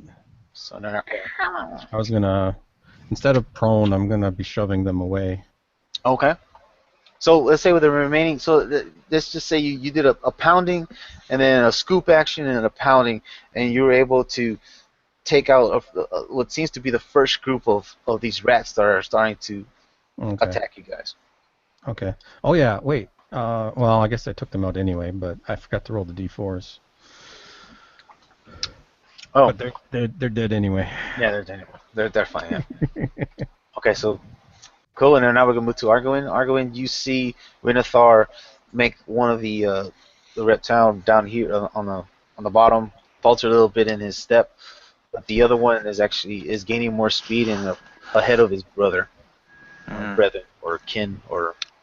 Do they seem like they're dragon? So are they any closer? They are gonna get closer. Yeah. 'Cause that's 3 turns now, so that's about 18 seconds it's been. No, it's been 6 seconds. It hasn't even been 6 seconds yet. Oh wait, 6. Oh, an entire round is 6 seconds. The Sorry. entire round is 6. Yeah, and Okay. their initiative's going to be after all you guys, just to speed up the whole thing. Okay. Now Agar has dark vision, so I don't get any kind of disadvantage on my attacks, right? If you have dark vision, no, you would not get any. Let's see. No, if it's dim light, no. You should Just be good. just like Renathar, you didn't get any. I am going to use some sorcerer points. I'm going to aim at the same one that Rindalthar shot at, Mm-hmm. and I'm going to double Eldritch Blast it. Ooh. Nice. So that's shots. 4 bolts. Okay. So here's the first one.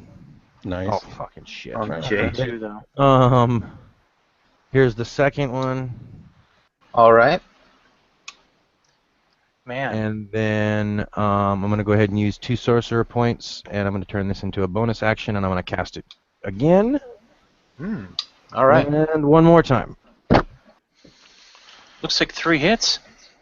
Yeah. The second bolt is going to miss, I think, but Yeah. Second bolt does miss. Yeah, 3 hits. It's definitely 3 hits. 18 damage. 18 damage. 16, 18. Yeah. yeah, Right. 18 total. So yeah, you outstretch your I hand did and 22. It's 40. you pop off these Eldritch Blast like a Roman candle. And I mean, you see this, like, I'm seeing these orbs like traveling in a spiral, like a missile, just heading towards this one animal. And the first one hits it in its head. The second one flies over it. The other 2 strike at its body, and probably the other one strikes it like on one of its lower hind legs, and it careens to a stop. And it basically falls flat on its face and careens to a stop right about. Yes. Nice. And it's just smoldering with the smoke from the Eldritch Blast. A Hell yes. dead smoldering husk, maybe? It is a dead smoldering husk. Yeah. Okay. And Well Agar done. is screaming for oil, like. Yeah, I I did mean, too. he is screaming for oil, black powder, or anything. I don't care. Just You give me know a what? barrel of something that'll blow the fuck up. I think I actually have some oil. I'm looking through my gear. I think I have a flask, but I was hoping for more. Oh, something yeah, a you're little- right. I a only little have bigger one. than that. One flask of oil isn't going to do much, except maybe burn a couple kobolds. Definitely light some shit on fire, yeah, but Cool. I don't know if you heard from earlier, but I think it was Andal that you found 2 casks of. Yeah, Oil. but I left them in the room, and I have no well, idea. I don't think we're any near. I don't think we're any. anything's near- functional. I don't know about that. Yeah. Yeah. Right. We haven't I'm seen you guys assuming in it's a a while. fort, or I mean, I'm assuming a keep would have some sort of Well, we're underground, and defenses. Yeah, they're underground. But I mean, when they were clearing the path to the door, and you're searching the crates and the barrels outside. Mhm. You found 2 casks, but yeah, you didn't mention it to anybody or anything like that. But anyway, we're moving on to Talash. Talash, I mean, I see that you're in the middle of the court trying to decide which way you're gonna go. You're gonna follow Kyrin and Andal, or are you gonna go towards the Sally Port? Keeping in mind that Talash wouldn't know what was going on in that tunnel exactly. no. Yeah. No, you just saw them just duck into there. I mean, you probably saw the light and everything, and you know what, Talash, you can give me a perception check. This is see if you actually hear what's going on in the tunnel, because it probably made some noise. But it's gonna probably be high if you see. Squishy rat guts.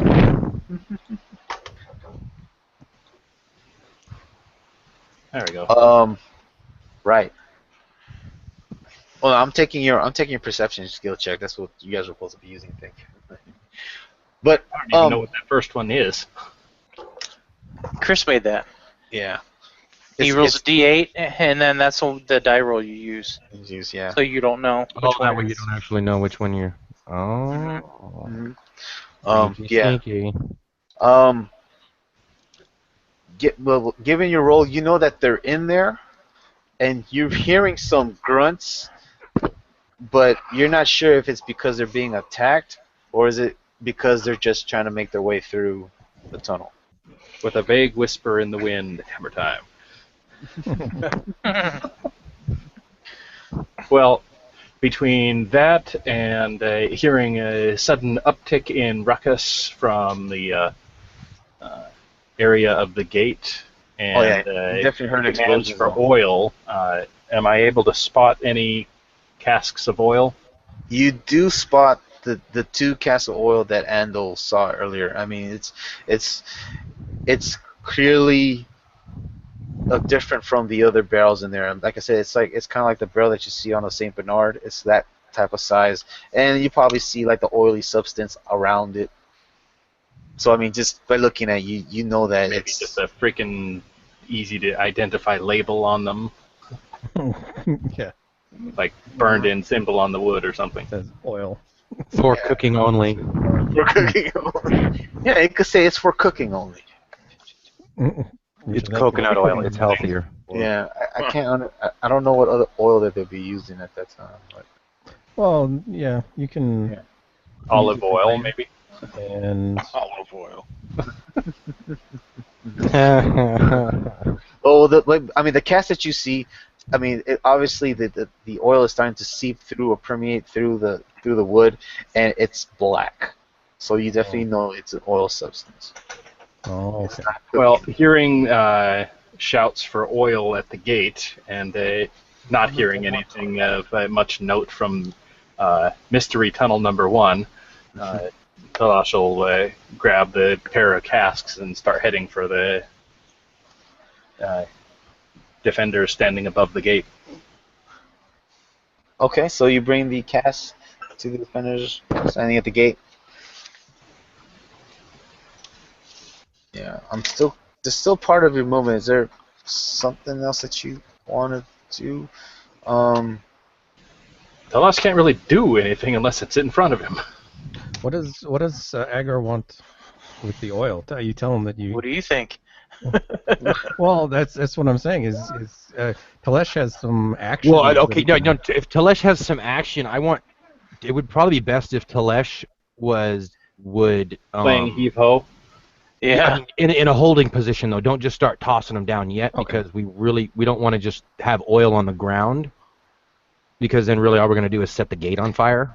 Well, if you could hit like maybe 15 feet back on the battering ram, have it burst open, and then splatter all over them, then we light it. Shoot it with a firebolt. Oh, yeah. That's what I'm thinking. Is toss it out into the group, not directly at the base of the wall though, because that with the probably not strength gonna of be good. Talash, he's got those gauntlets of overpower. Okay. Yeah, he's the the man strength for the and job. height that you're up. Yeah, we're like 15 feet high, Chris, aren't we? Well, I would think higher than No, that. no, you're higher than that. You're probably like 30, 40, 40 50. feet Oh, high. nice. 30, 40. 30, Yeah, so We're up on a wall, right? Like a Yeah, parapet. You're up on a parapet wall, yeah. The fall damage alone would break the barrel, but if he can blast it on like the log and send it flying in all directions for 15 feet, that'd be awesome. And now you said that. Now we killed the first little dragon thingy, whatever it is. That other one was rushing ahead, so he's closer. Yeah, he's actually closer. So I mean, when he Talash after needs to hit Talash, that. Yeah, he needs to hit that thing. Aim for the big one. yeah. yeah. Aim for the big one. Yeah, it's rushing headlong at us. Of course, Right. then if it's on fire and it hits the gate, that could be bad. Well, I mean, let's say this: if you guys are not able to stop it like Rindlethar did, and you, Argawaen, when you stop the other one, by the time after Katie's turn, it will hit the gate.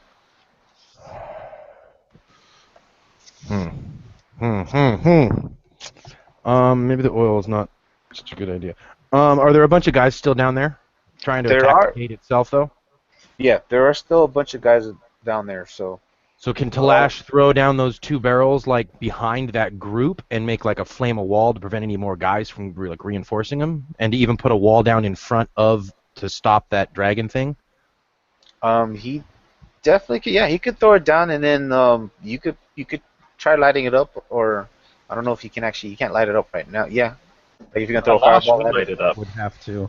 Katie, well, hopefully maybe Katie can grab a torch or something. You said there were torches around on the wall, right? She could just take a torch and toss it down there. Talash could launch a flaming loogie. Yeah. Right. Oh, Talash. Oh, yeah. How far does his breath reach? It'll be far enough to reach down the wall, at least to ignite But the is oil. he going to be able to? Is he going to be able to throw the oil and ignite it with what he has left? Probably not. Well, No. hang on. It depends on how far. If you're just dropping an item is a free action. You know what I mean? But if he drops, okay, yeah, if he drops it, thing is, he would be dropping it close to the gate, so Right it's on the possible gate, that probably. he might hit the gate. Right. Well, But I mean, get a bonus. He's going to put a wall of flame in between us and whatever that dragon thing is coming at us. Mhm. Whatever Telesh decides to do, he's got the oil, so it's kind of his call. yeah, Right. So Tosh, what would you like to do now that you have enough information, or what the group Too much is, information. Yeah. giving you Just kind of- options? I don't know what to do. Talash You is see the kinda dragon smart born enough. like panicking. Ah, It's like, all right, I got this here oil. too many cooks. Kind of rushing over after hearing the orders for oil. He hasn't had time to assess what's going on. He's just listening to them, what they want the oil for. It's Telesh. Agar would tell him to toss it. If Agar had a chance to say anything, he would just tell him to toss it behind the main group attacking the gate to give us a firewall. Yeah. Give that lizard thing something he has to run through before he just gets a free shot at the gate. And burn a bunch of the guys that are trying to break it Right. down. Right. There's like a horde of kobolds and whatnot down there. I'm imagining there's some 20-odd or so, Chris. Just throw Oh, an oil at one of the I kobolds. mean, and see if like you kill it. as some of them fall down, more come out of the woodwork kind of thing. But they're Right. they're attacking in sporadic groups. They're not just attacking all at once. So from where you guys are seeing, there's probably a group here, right? And then from where this guy is, there's probably a group or even more behind him that you don't even see. But once in a while, you probably see a couple kobolds, maybe a cultist will trickle down into the group that's in front of the gate, basically to reinforce. Basically, there's reinforcement happening as others fall.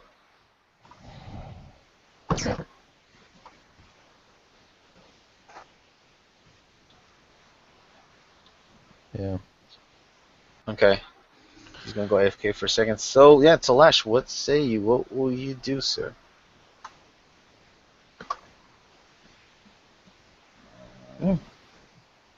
Dropping a cask by the gate far enough away that it's not going to get a bunch of oil on the gate.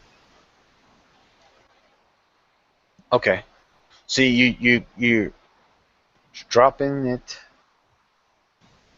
Are you planning on igniting it, or are you just gonna? Well, let's say this: if you toss it, that would take your. I'm gonna say that's gonna take your. No. Hell with it. If you toss it, it's just a bonus action. You can still do your breath weapon if you want to ignite it. Because I would think this is just like one motion. It's not like you're gonna throw it in oh, okay, I gotta aim my mouth and. Yeah, Right, because all he's got to do is catch the edge of the oil in one spot, and it'll spread wherever the rest of it goes.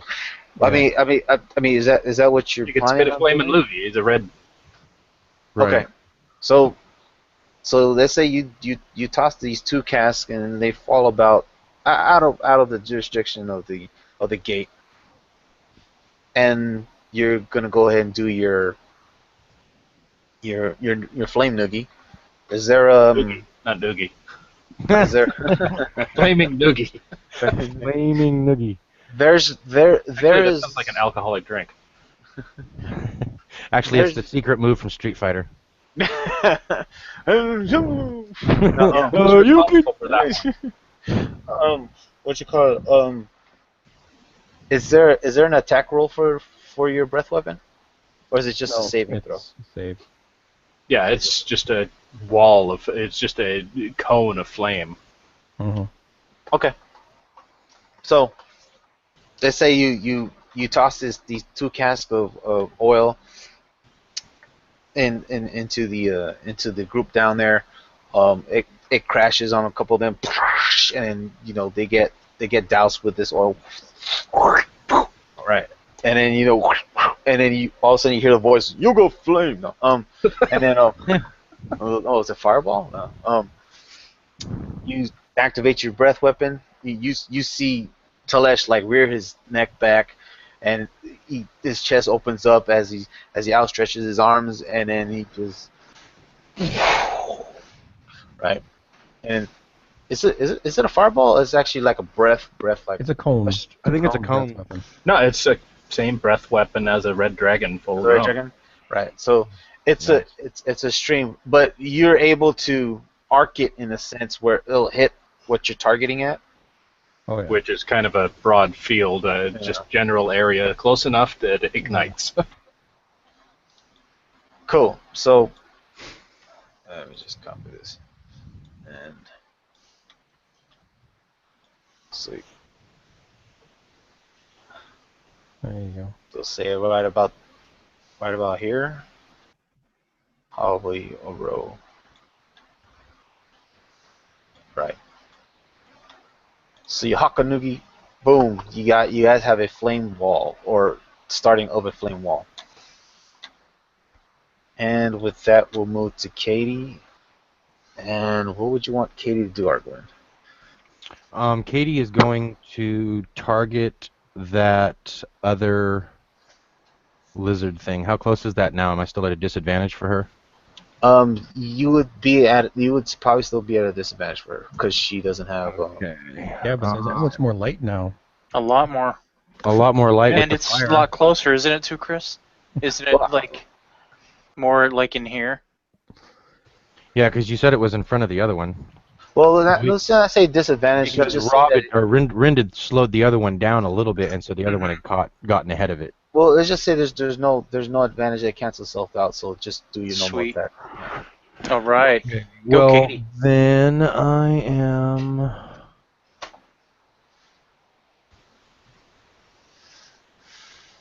So she gets two.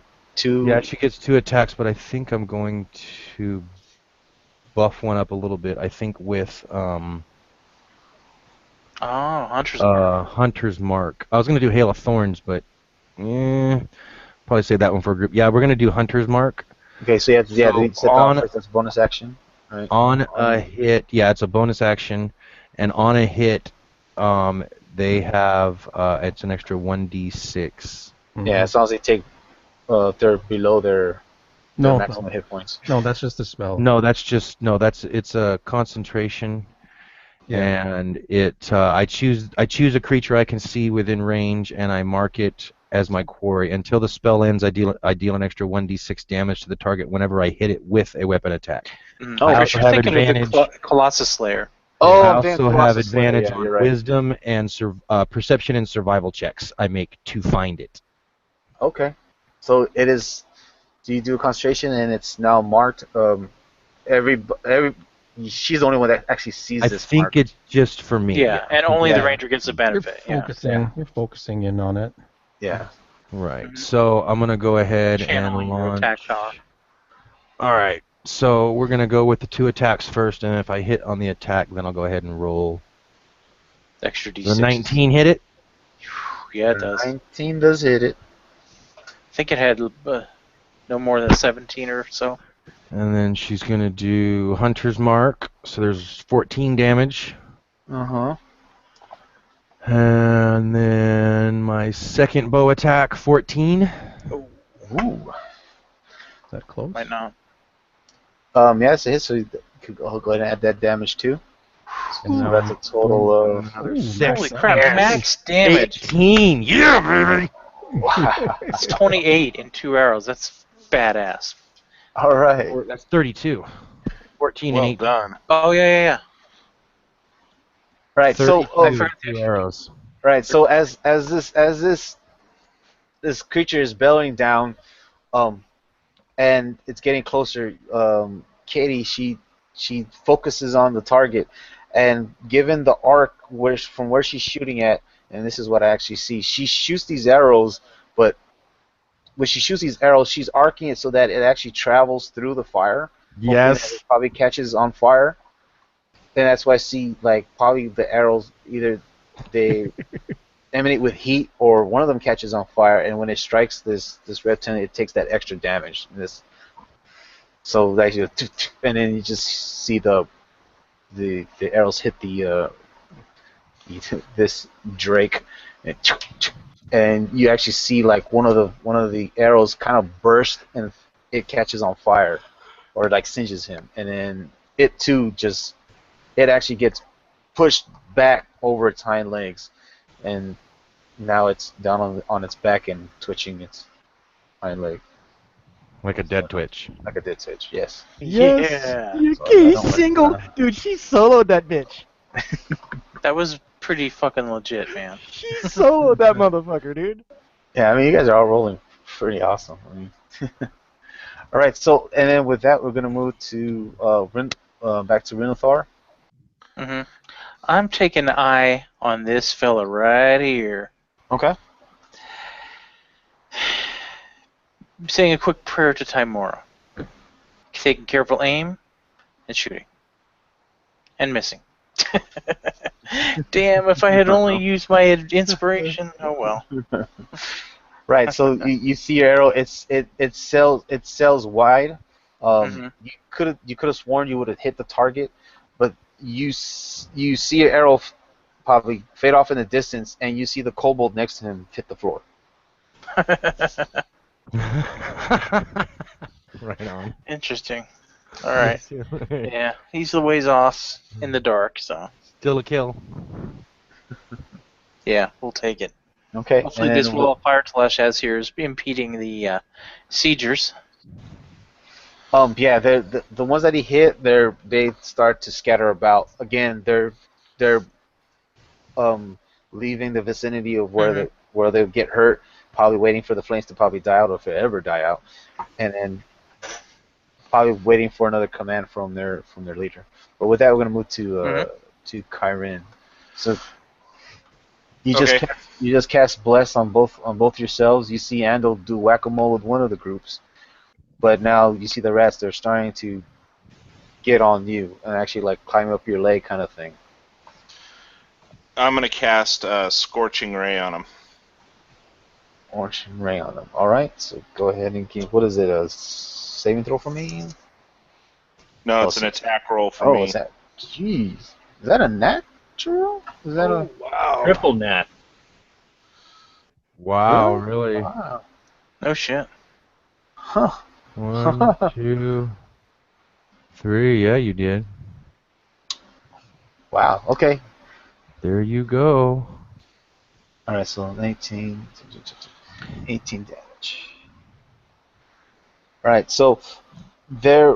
That was the first ray.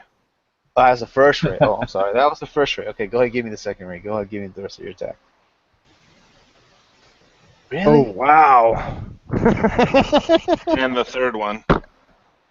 Damn. And then damage rate. Yeah. Okay. Let me just. How much damage is that? That's 18. That's 25, 33, 36. First crit doesn't count. Isn't that? No, that's not. Is that Yeah, actually? It's not a crit. Something's wrong. Okay. Yeah, that's weird. Yeah, I'm You looking got, at the you got dice. a crit on the D4, Uh-huh. not on the Because the I'm using Bless. Yeah, you got a crit on the D4, not on Right. the. Oh, okay. You got crit on D4. Right. Okay, I got you. But it still hits. So that's just 9, and then that one is 24, 25, Right. 26, 27. 27 points of damage. Nice.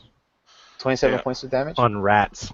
Yeah, On on a swarm rats. of rats. Yeah. All right. So, as this other group of rats are starting to attack you, you're able to hold them at bay with your scorching ray. And aside Rat from goes the weak. aside from the burnt rodents that are around you, you also hit another group that was starting to attack. So basically, you did away with another group, and there's another group attacking you guys. And then with that, we'll go to Andal. So he just lit up this new group, right? Yeah, I'm seeing you guys are probably like back to back kind of thing. So he's hitting one side, you're hitting the other side. Okay. Well, as I spot this new group, I am going to be smashing some more. Nice. Okay. Dang. Damn. And if any of them are still near us, I'm shoving them away. splat, push. Right. So again, you hammer down on a couple more rats. This other group too, you're able to hold it back. And actually, there was another group that was about to approach, but seeing that their kin is being basically neutralized by you two, or terminated by you two, they decide to scurry away. Scatter. Yes.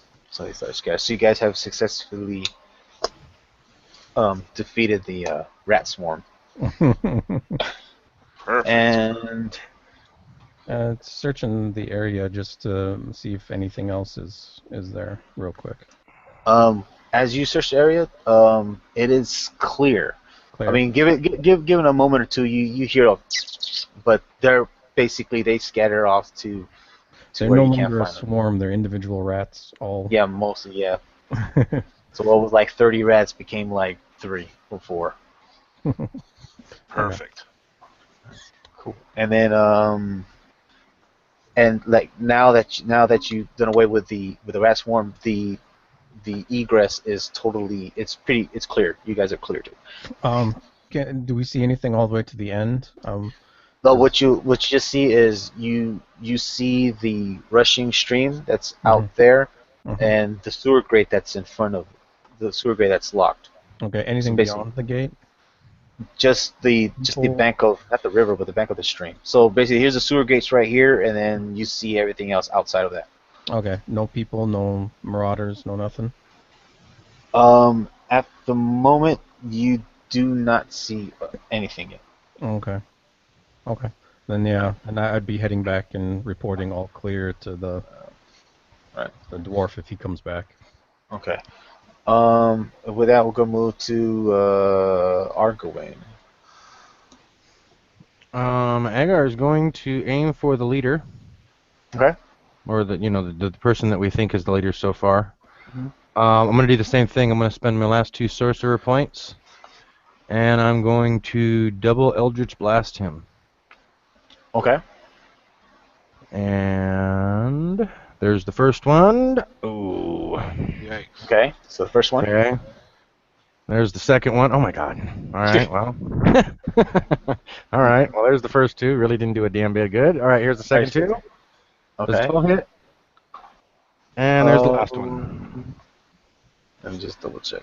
That 15 might hit. I'm not sure about the 12. Hold on one second. Dang.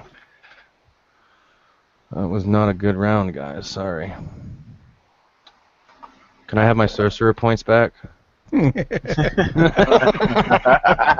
I go ahead and metagame that shit real quick? Sure. Go take a nap. I'm out, guys. I'm tired. I'm done, man. This has wore me out. Okay, so you got so you let loose again these Eldritch blasts. The first one, it fizzles in mid-flight.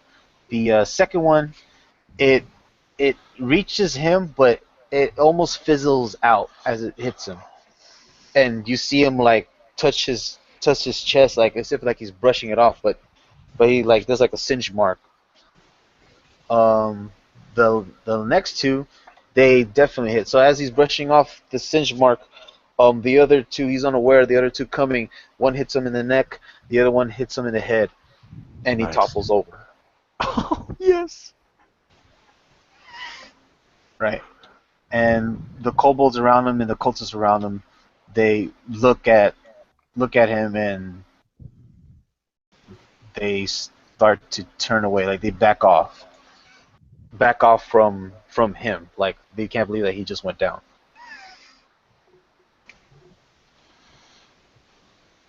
And if there's anything with that, we'll move to Talash. Well, with fire field in place, Talash will go back to trying to assist the keep defenders at the gate as far as any reinforcing or repairs that can be done, because he can't really do anything unless something's right in his face. Right. Okay. With a 19 strength, can't he just hold the gate shut? You would have to stay there all day. Well, yeah, but I mean, can't he just like lean against it and like, all right, cool. Well, I If mean, it pokes its way through, he can hit it. It'd be opposed strength checks, yeah, but yeah. yeah, you can, but yeah, be full strength checks on how many kobolds are trying to get in. No, but I meant to. Sorry, I meant to stop after you took out the that low-ranking leader. But as soon as that guy falls and they start to back off, the kobolds that are still in front of the gate, they're still trying to make their way in. So if anything, that's what's left of this raiding party. Or this attack wave, raiding party. So if you were going to attack somebody, you can attack the kobolds that are in front of the gate. There is a total of 6 kobolds in front of the gate, trying to still make their way in. Jump down, Telesh, and just start beating on them. It's actually a little too far for his slow fall. What is it? You said it was 40 feet? Yeah, it's 40 feet. No, it's 5 times monk level. Well, I know, but it's 40 feet up. But it's So your slow fall's 25 feet? Yeah. 25 feet of, whatever. 25 points of damage, but that's 4d10. Do you think you'll get 25 out of that? It's 46, I think, isn't it? Oh, 46. Yeah, 46. 46 is only 24 max. You can take a 40. You can drop 40. Well, if he has slow fall for 25, then he only has 15 feet for the rest of the drop, right?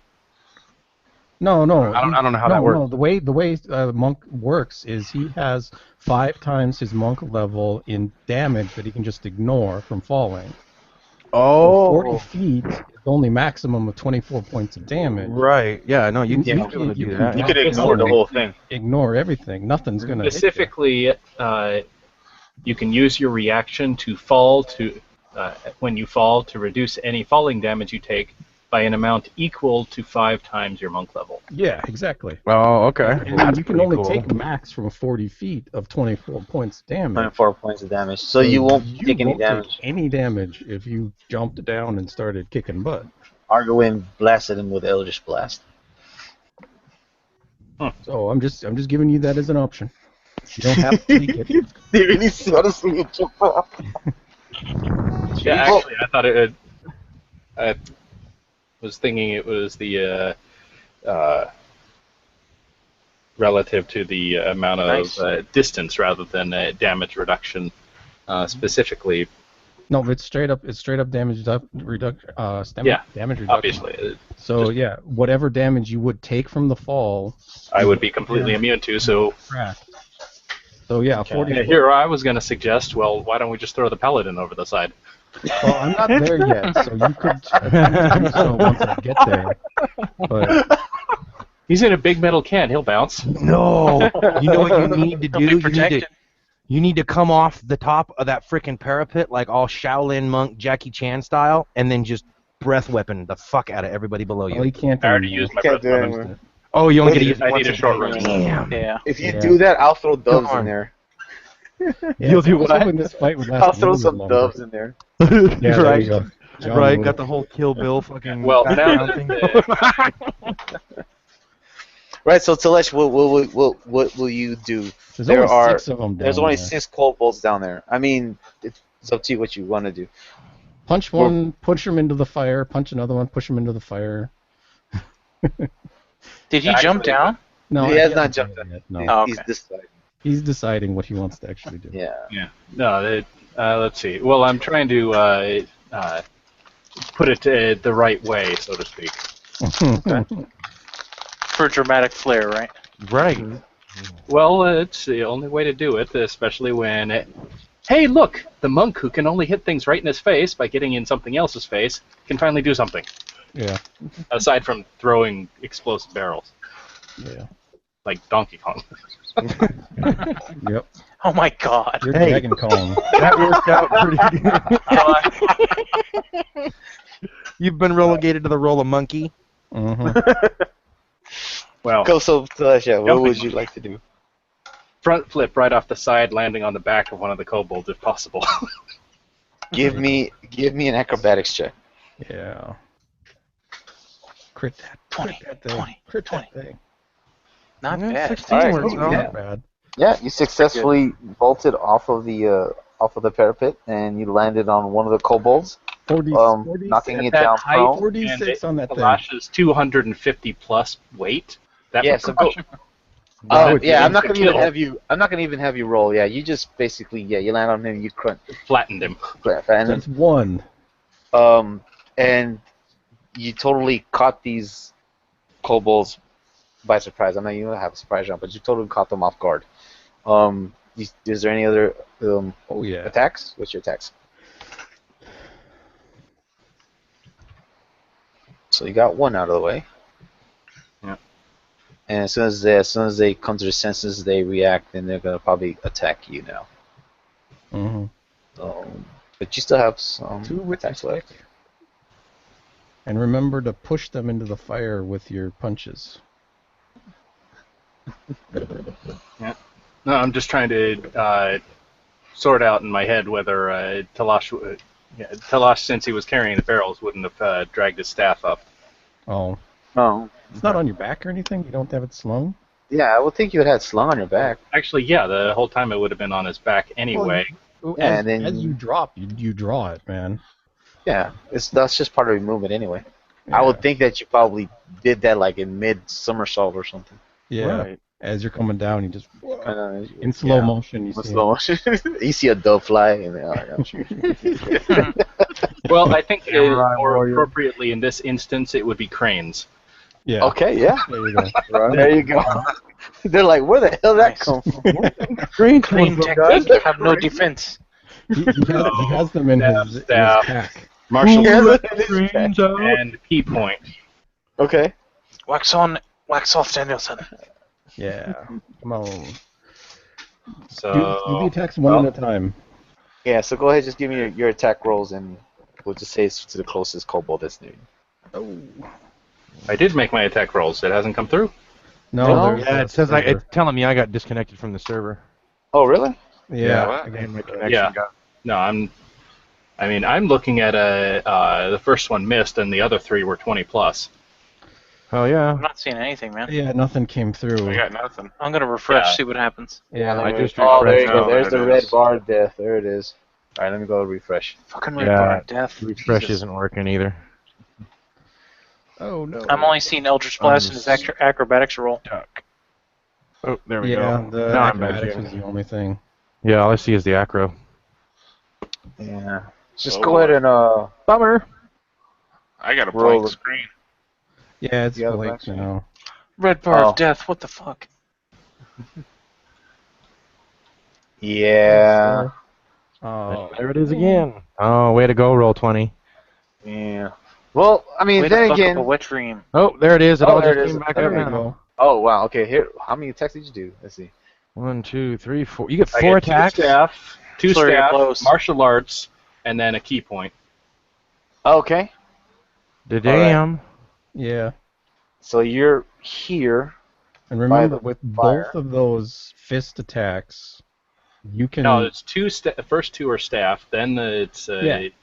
a punch and a punch or a kick. Just so I reread those rules, and for the first punch attack, you can do one of your things if you target one guy, and if you target a second guy with your other one, you can do one of your things again. Oh. Oh, so So you can if push with 2 people into the each- flames? Yeah, so he could push the last 2 if the 10 doesn't kill the one guy. He could push 2 of them into the flames if he wanted to, or try to. All right. So, out of the Oh, out of the 4 attacks, yeah. with how hard he hits, he could send them straight into the stone walls of the keep anyway, and it'd be about the same effect. Right. Oh, yeah, but technically the fire would actually burn Well, them, though. If I go with a strength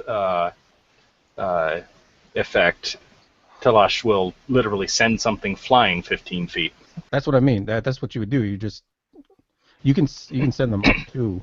Right. Well, Well, tell us it's up to you how you're gonna do it. But out of the 4 attacks, 3 of them make it. Your last attack is depending. Okay, so the first one, are you targeting 4 individuals or how are you doing it?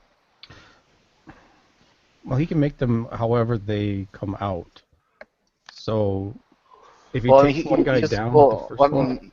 I mean, he was supposed to declare the targets first. Are you? Yeah, see, Well, I that's can't what see anything to declare target. Well, I'm saying, yeah. There's, like I said, you squished one, so there's 5 left. So are you targeting individuals, or are you putting like 2 on one or 3 on one, and then 1 on another one? So how are you?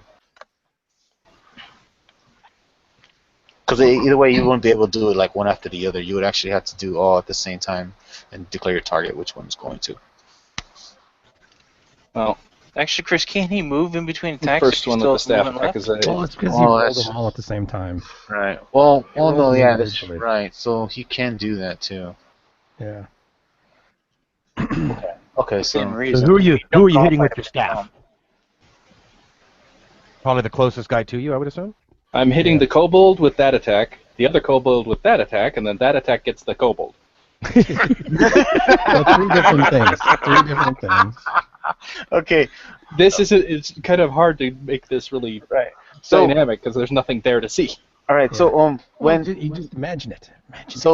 he can that's right. He can move and then attack. Let me. The first one, Talosh springs back up after stomping the first one into the ground. Yeah, there's imprint on the ground. Yeah. Kobold jelly. Yeah, the cross attack with a staff, a punch getting to another one, and then a third one gets a spinning heel kick straight into the fire. Okay. Yeah, the one doesn't make a strength check. So your first attack, when you crossed in with the staff, you missed. You probably followed up on the same target, and you knocked that one out. I mean, not knock him out, but you knock him out. Like you probably cracked his skull, knocked him out. You hit the other next kobold, and when you struck him with so much force that your fist goes through his gut. Wow. Right. So that's 2. Folds him in half. Right. His spine snap. Very So that's nice. what you did, yeah.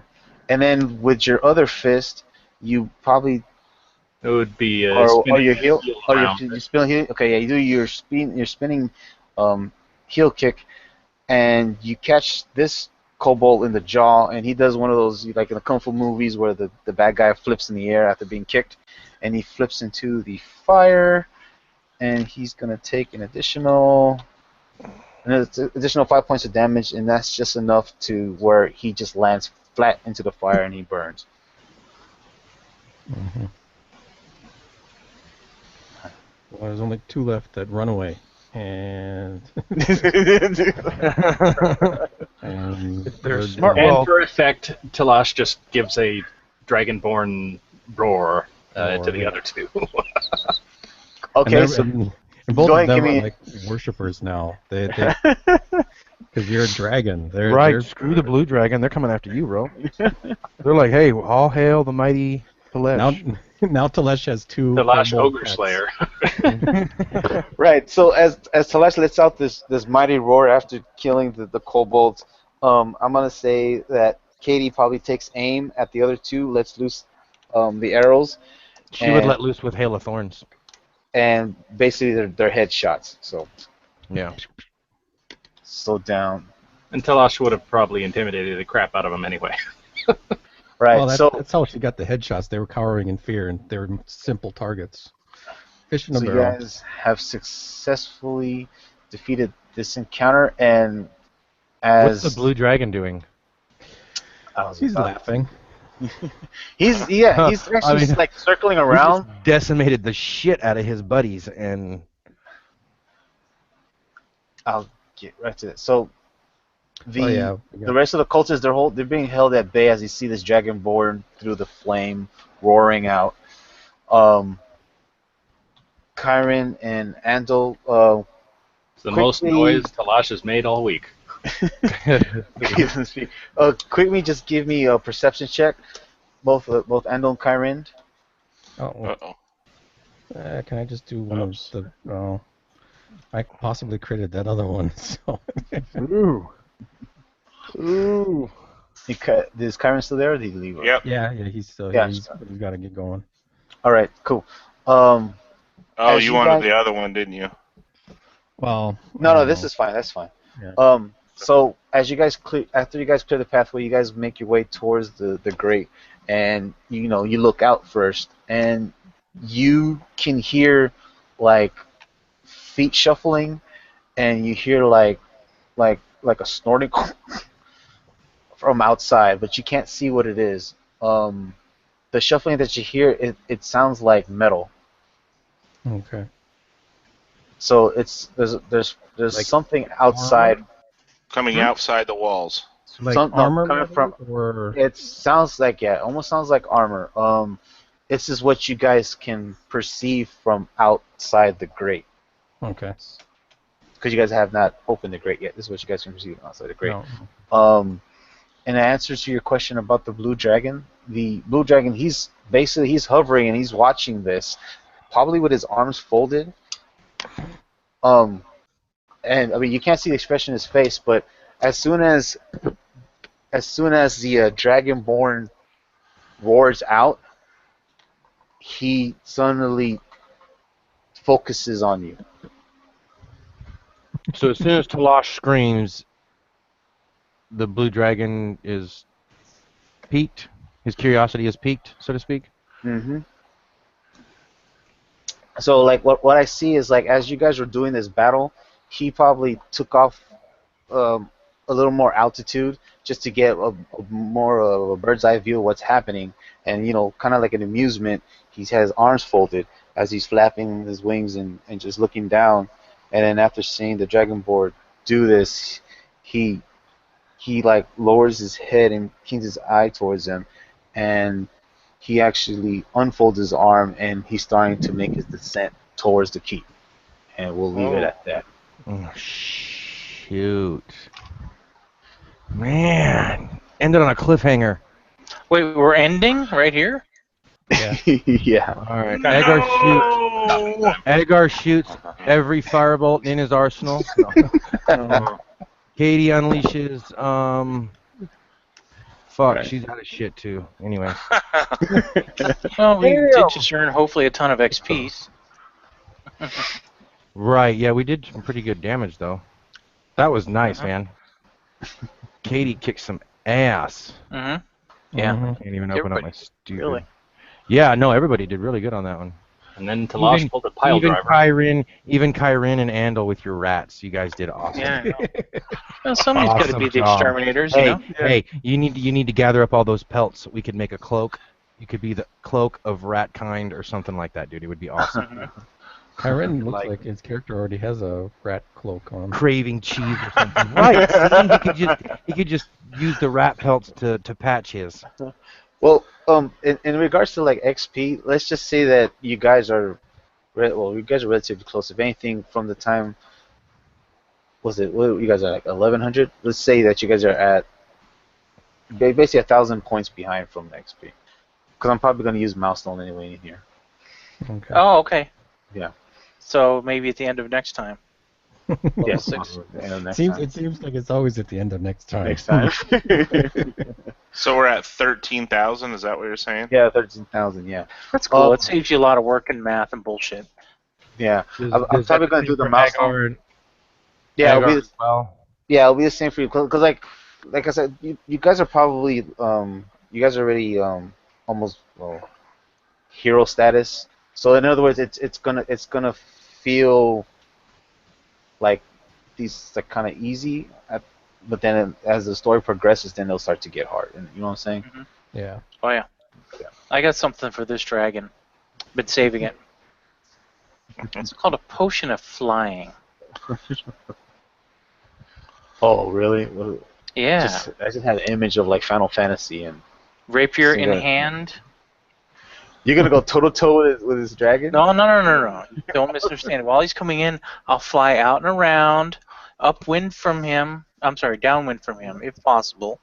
And I'll come up from behind, give him everything I got, using inspiration, targeting one of his wings. So if I do enough damage, it'll make it so he can't fly off. Oh, I see. And now our grounded companions can lay waste to him, hopefully. He hasn't. Well, anyway. He hasn't attacked yet, I know. Yeah. All right, guys, I'm out. Yeah. I'll see you next week. All right, Kyrin. Yeah. Cool. Yeah. Sounds good, Doug. Take care, man. All right, you too. Adios. Bye con Dios. Yes, we'll see you next time. Yeah. Yeah. Cool. I don't know if you guys have any questions or anything.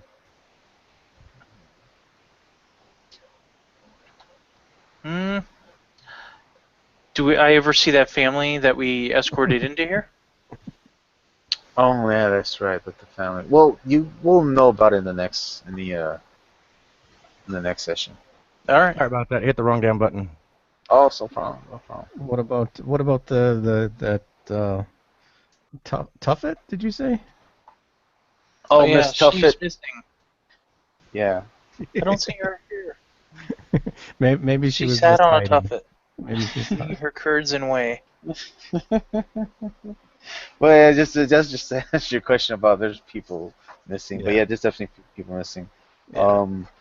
Yeah, I never got back to. Well, I mean, again, it's still amongst the chaos, so probably we'll see what happens after on the next session when you guys if the dragon is.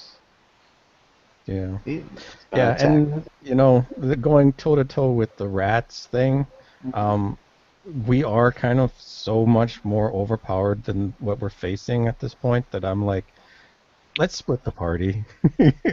No, that was fine. You guys, yeah, I mean, you guys split the party. That's And fine. watch what you say there, because when it comes to the dragon, I don't think we're overpowered at all. No. If anything, but, it's the other way. Yeah, well, I went and like I said, I've been reading the books and stuff, rereading the books and things, and I read over some of the GM encounter stuff, and an encounter that is just median difficulty for our level, there has to be 40 kobolds. Yeah, because they're a quarter. No, they're an eighth. Yeah, they're an eighth. Right, kobolds They're are basically like 40 so like of them. yeah, It so like takes- eight per character. Yeah. Yeah. And I was thinking like if I do that, that's kind of Well, that's the thing though is Kalash doesn't mind. He's a lawnmower. yeah, that's the thing is As long as I got if fireballs. if I'm on the field, I can take out about 4 per round, 5 Yeah. per round possibly. Agar could take out an insane amount. Shit, yeah, And- just get out the way. Yeah, the fireball, yeah. Ooh, get out the way. And with that killer of thorns, With Talash. Who let the flame out? Yeah. Crowd and do the same thing as a fireball. yeah, basically, yeah. Telesh could, Right, On a small right, scale, Gillespie, yeah. yeah. yeah. Yeah, and I mean the thing is, if I was gonna do that whole like use the 40 kobolds kind of thing, I mean it's just gonna make combat like real. Well, although we did have quite a few kobolds here. Yeah. I mean, when we first rolled up, there was what 15, 20 down below, and then however many more there were just now. Yeah. So there Well, was I- quite a few. I think what There's you like want to 24, it seemed like. Yeah. Yeah, but what you'd want to do, I think, is start doing monster groups, so that, like if you had 40 kobolds on the thing, you'd have 6 kobolds would be one thing on the tracker, Right. and all 6 would move, and you would like put them like you did, one icon represents all 6. Oh, 6. Yeah. I was thinking of doing something like that. Yeah. As we were going through the session, I was like, yeah, maybe I could do something like that. But at the same time, I do want you guys to feel like you're accomplished adventurers. Yeah. Where I'm not trying to say that. Like I said, a 40 is a median encounter. That's Yeah. just that. I think like 30 is an easy encounter, and we've only faced like 16. I mean, Yeah. has anyone here taken damage? No. No. No. Not yet this fight, but No.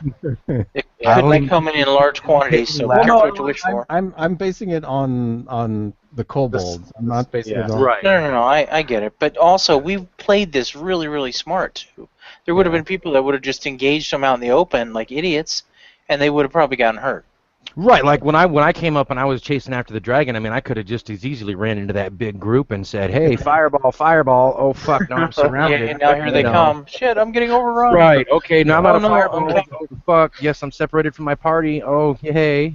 Oh, Yeah. when you guys were going through in the beginning, when you guys took the stream route, I mean, I had a mechanics that if you guys failed the group check, and I only need 2 failures, that you guys were gonna get surprised by a group, and then you would have to have animal handling checks because the horses would take off, because your horses are not war horses except for Yeah, running. they're not trained. But it never happened. Yeah. Which is, I mean, it's just good because you guys played it right, Well, and you guys rolled great. isn't a crit fail considered 2 failures though? hmm Because Katie crit failed. No, that's only in the case of no, death that- save, man. Yeah, this is it was a group check though, so it's individual person. Oh, okay. hmm At the same time, if you were using that, there were 2 critical successes at the. Oh, Yeah. true enough. Yeah, true enough. Okay. Steve, here's another thing to consider, though, too. The route we took kept us out of sight from that main group until we were probably almost to the bottom corner of the keep, Right. because we were in the dark and we were staying quiet, staying low. We were behind cover. You know, we had a And you guys had advantage too because you guys used the in the stream. I mean, Yeah. and If they had caught us out in the open, that would have ended completely Yeah, different. it would have been a bit different. And we Well, because probably there's still a group over here, right? You said. Yeah, there was. Didn't you stuff. say Yeah. There when may they were up still on the be. parapet, there was a group that was sitting out here somewhere? yeah, there's a Yeah. group basically Yeah, we like would've that. They're had encircling here. the whole keep. A group here. We would have had. Yeah, we would have been surrounded. We would have been screwed. You guys are Well- technically surrounded. Well, yeah, but I mean, out in the open, Yeah, like yeah. we wouldn't have had the walls and Mhm. you know, So you somewhat guys- defensible position. Yeah, so you guys dealt with the group that's by the Sally Port, but there's still a group on there's a group on all sides of the keep, the north, So as south. far as this western side goes, we've pretty much scared everybody off then? And for now. Right, okay. Yeah, I mean, there's still a lot of groups out. Right. This was like a group that was tacked with just going after After the gate. I'm They- sure that, yeah, the other side has their own little... And then there's also groups scattered throughout the town still. Right. Pillaging and raising and whatever. Well, and then there's the dragon. The dragon's Yeah. interesting. Yeah. So that one's got me kind of We might- wondering. We might have a parlay, which your dragon, draconic, and advantage on dragon. Yeah, I get whatever it is. advantage I get advantage on anything to do with charisma against a dragon. Yeah. And Talash is completely fluent in Draconic. Yeah, Yeah. so am I. So is Katie, actually. Oh, she is. I believe so. I'm double checking. I think I took that one. Did you Chris, take you saw favor, my message, Henry? right? Yeah, I was about to send you back the message. Common. Oh no, no. She knows all she knows is common and elven. But Agar knows Draconic. Agar knows Wait. She has favored enemy, which if I haven't picked that yet. Okay, well if you I pick haven't picked that yet because I was not, like I said, about the pseudo dragon, and I wanted to make sure things were gonna. well but yeah, but favored if enemy, you I take was going favored to enemy dragons, then you Right. could also get Draconic as a language. Right. Yeah, and that was my plan, was to do that. But like I said, I hadn't really had a Yeah. chance to talk to Husky about that stuff yet, so I wasn't sure. Yeah. But yeah, that was the plan, was to go. I mean, basically anything that's a dragon option is what. That's pretty much how I'm playing it. So anything dragon related is what I'm going with. Can I do a persuasion on the pseudo dragon? See if I can. See if I can persuade the DM. Oh, well, you know what? It is in your story, and you might have an affinity to Dragonkin. Well, Right. you know, it See, the only reason I picked the pseudo dragon was because it play. I mean, other than the fact that it's telepathic, the pseudo dragon is probably one of the worst freaking companion animals you could get because that's all they really have is the telepathic. Well, they have flying and. Well, they have flying, but I mean, I don't know that they get. I don't know that there's too many. Not really a major combat. Right. It's more utilitarian. I guess is the word for it. Yeah. I mean, it's basically one of the animals that is, or one of the things that could be a familiar for a warlock of a certain level. Right. So it's not a major. It's not a major combat thing, but yeah, it does do a lot of nice little. And Riddlethar could milk it for venom, I think.